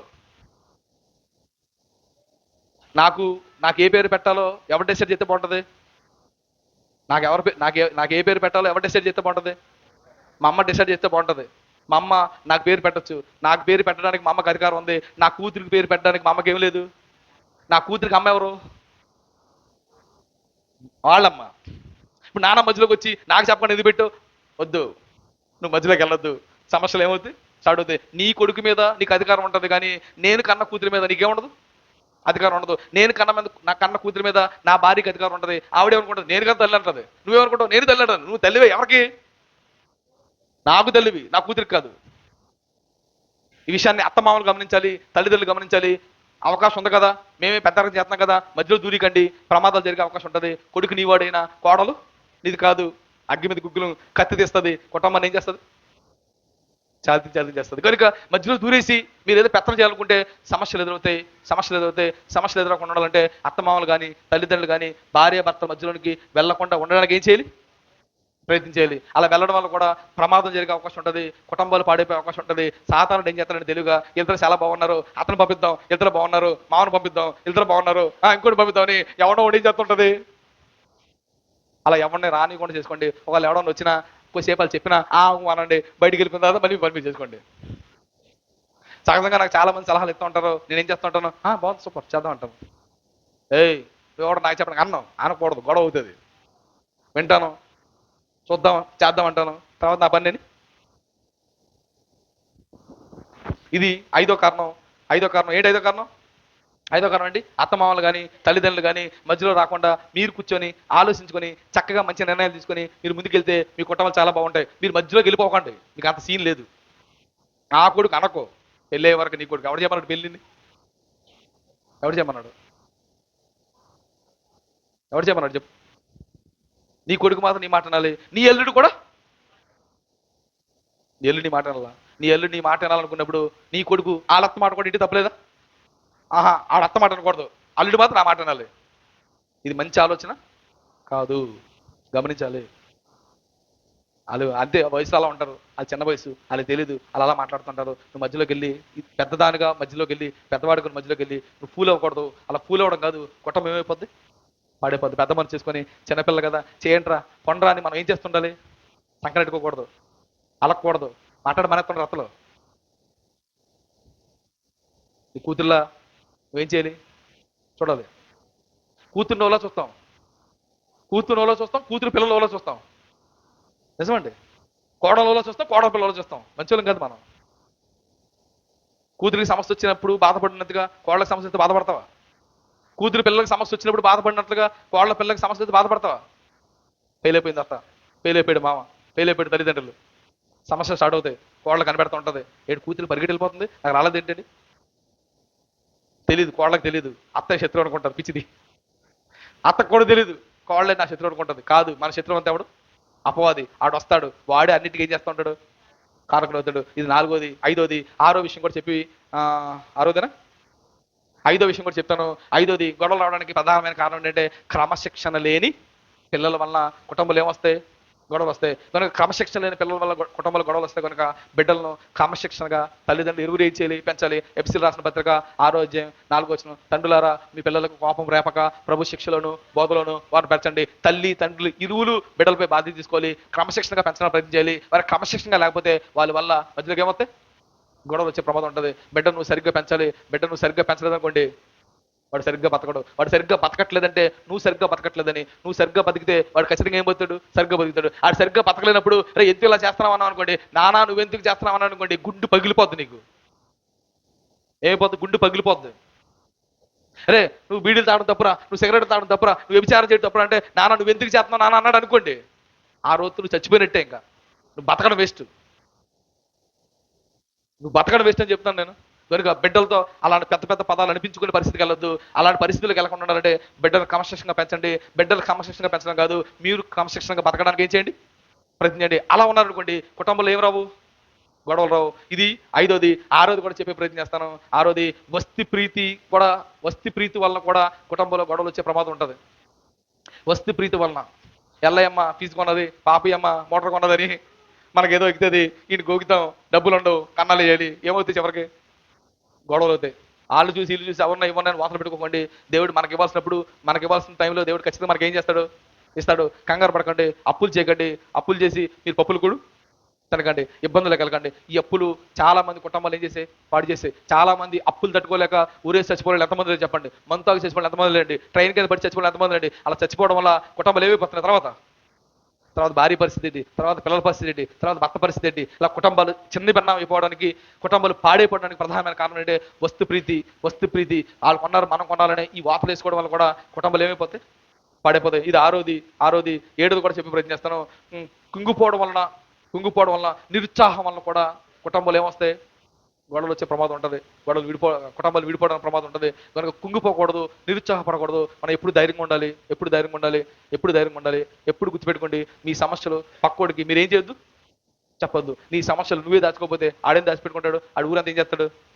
జల్లేస్తాడు. మీ సమస్యలు ఎవరికి చెప్పొద్దు, లోపల పెట్టుకోండి, ధైర్యంగా ఉండండి, దేవుడు సహాయం చేస్తాడు, ప్రార్థన చేయండి, ప్రార్థనాపూర్వకంగా వెళ్ళండి, దేవుడు ఖచ్చితంగా మీకు కృప చూపిస్తాడు, కుటుంబాల్లో సమస్యలు లేకుండా చేస్తాడు. నువ్వు బయట పెట్టుకున్నావా, నువ్వు కుంగిపోయావా, నీ కుటుంబం ఏమైపోద్ది, చిన్న వెళ్ళిపోతుంది, దుష్టుడు వస్తాడు, ఎవడో ఒకటి చేత ఈ విషయం ఆ విషయం ఆడిగిడికి చెప్పిస్తాడు, కుటుంబం ఏమైపోతుంది, రచ్చ అయిపోతుంది. కనుక కుటుంబంపై సాతానుడు అనేక విధాలుగా దాడులు చేస్తున్నాడు. నేను 7 విషయాలు చెప్పాను. అందులో ఒకటి ఏంటంటే భార్య భర్తల మధ్య ఉన్న తేడాల వల్ల ఏమవుతాయి, గొడవలు జరుగుతాయి. రెండోది వ్యక్తిగత పాపాల వల్ల కూడా గొడవలు జరుగుతుంది. మూడోది లైంగిక కోరికల వల్ల కూడా గొడవలు జరుగుతుంది. ఐదోది అత్తమామలు కానీ తల్లిదండ్రులు కానీ మధ్యలోకి రావడం వల్ల ఏమవుతాయి, గొడవలు జరుగుతుంది. ఆరోది ఐదోది క్రమశిక్షణ లేని పిల్లల వల్ల కూడా గొడవలు జరుగుతుంది. ఆరోది వస్తు ప్రీతి వల్ల కూడా గొడవలు జరిగే ప్రమాదం ఉంటుంది. చివరిగా కుంగిపోవడం వల్ల, నిరుత్సాహం వల్ల కూడా గొడవలు జరిగే ప్రమాదం ఉంటాయి. కనుక ఈ 7 కారణాలు మనం గుర్తుపెట్టుకుంటే మన కుటుంబాలు గొడవలు లేకుండా చక్కగా ఆనందంగా సంతోషంగా ఈ భూమి మీద గడపడానికి ఏముంటుంది, అవకాశం ఉంటుంది. సాతాను వలన దాడి చేయబడకుండా ఉండడానికి అవకాశం ఉంటుంది. ఈ విషయాలు మనకు తెలియదు అనుకోండి, సాతాను అనేక విధాలుగా మన మీద ఏం చేస్తుంటాడు, దాడి చేస్తూ ఉంటాడు. సాతాను దాడికి మీరు గురవకూడదనే ఈ విషయాలను మీకు చెప్పడం జరిగింది. మీరు కేవలం విని ఆనందించే వరకు కాకుండా ఈ విషయాలను ఒకసారి ఆలోచించండి, ఇవి నిజమే కదా అని మీరు గుర్తించండి. ఈ విషయాలు మీ జీవితంలో మీ కుటుంబంలో చేయడానికి ప్రయత్నించండి. సాతాను దాడికి గురవకుండా జాగ్రత్త పడండి, ఉన్నతంగా బ్రతకండి, దేవుడైన మహాలోకాలకి చేరిపోండి. ప్రార్థన చేసుకుందాం. దయగల తండ్రి, కృపల దేవా, తండ్రి ఈ ప్రత్యేకమైన సమయంలో తండ్రి అనేక విషయాలు దేవా నేను చెప్పాను. దుష్టుడు ఎలా దాడి చేస్తున్నాడు, దుష్టుడు ఎలా పాడు చేస్తున్నాడు, కుటుంబాలు ఎలా చిన్నాభిన్నం చేస్తున్నాడు, అనేక విషయాలు అనేక కోణాలని బిడ్డలు చెప్పేదండి. వీని విడిచిపెట్టే వరకు కాకుండా వీని అర్థం చేసుకొని అట్టి రీతిగా నన్న వారి బ్రతుకులు, వారి కుటుంబాలు ఉన్నతంగా కట్టుకొని ఒక ఆదర్శమైన కుటుంబంగా, ఒక మాదిరికరమైన కుటుంబాలుగా ఈ కుటుంబాలన్నీ కనబడ్డానికి కృప చూపించమని అనేక మంది తండ్రి నేను ఇక్కడికి వస్తున్న వారి కుటుంబాలు చూసి ఎలా మా కుటుంబాలు కూడా ఉండాలని ఈ కుటుంబాలు మాదిరిగా పెట్టుకొని ఆ కుటుంబాలు కూడా బ్రతకగలిగే పరిస్థితుల్లోనికి మా సంఘంలో ఉన్న కుటుంబాలన్నింటినీ మీరు తీసుకెళ్ళమని, ఉన్నతంగా బతికి నీ కొరకు పనిచేసి ఉన్నతమైన మహిమాలోకాలు చేరే అదృష్టాన్ని అందరికీ మీరు దయచేయమని, సాయంత్రం జరగబోయే కుడుకులు మీరు ఉండండి. మరొక కుటుంబంలో జరిగే ఒక ఉన్నతమైన సంఘటనైనా సాయంత్రం నేను చెప్పబోతుండగా మీ ఆత్మ సహాయం దయచండి. నీ బిడ్డలైన వారందరూ ఆ ప్రార్థన నడిపించండి. మరొక సంగతి నేర్చుకొని కుటుంబాలు కట్టుకోవడానికి వారందరికీ చక్కని పరిస్థితి మీరు అనుకూలపరచమని మా రక్షకుడు మీ ప్రియకుమారుడైన యేసుక్రీస్తు వారి పరిణామంలో ఈ ప్రార్థన అడిగి వేడుకొనుచున్నాము మా కన్న తండ్రి. ఆమేన్. అందరికీ వందనాలు.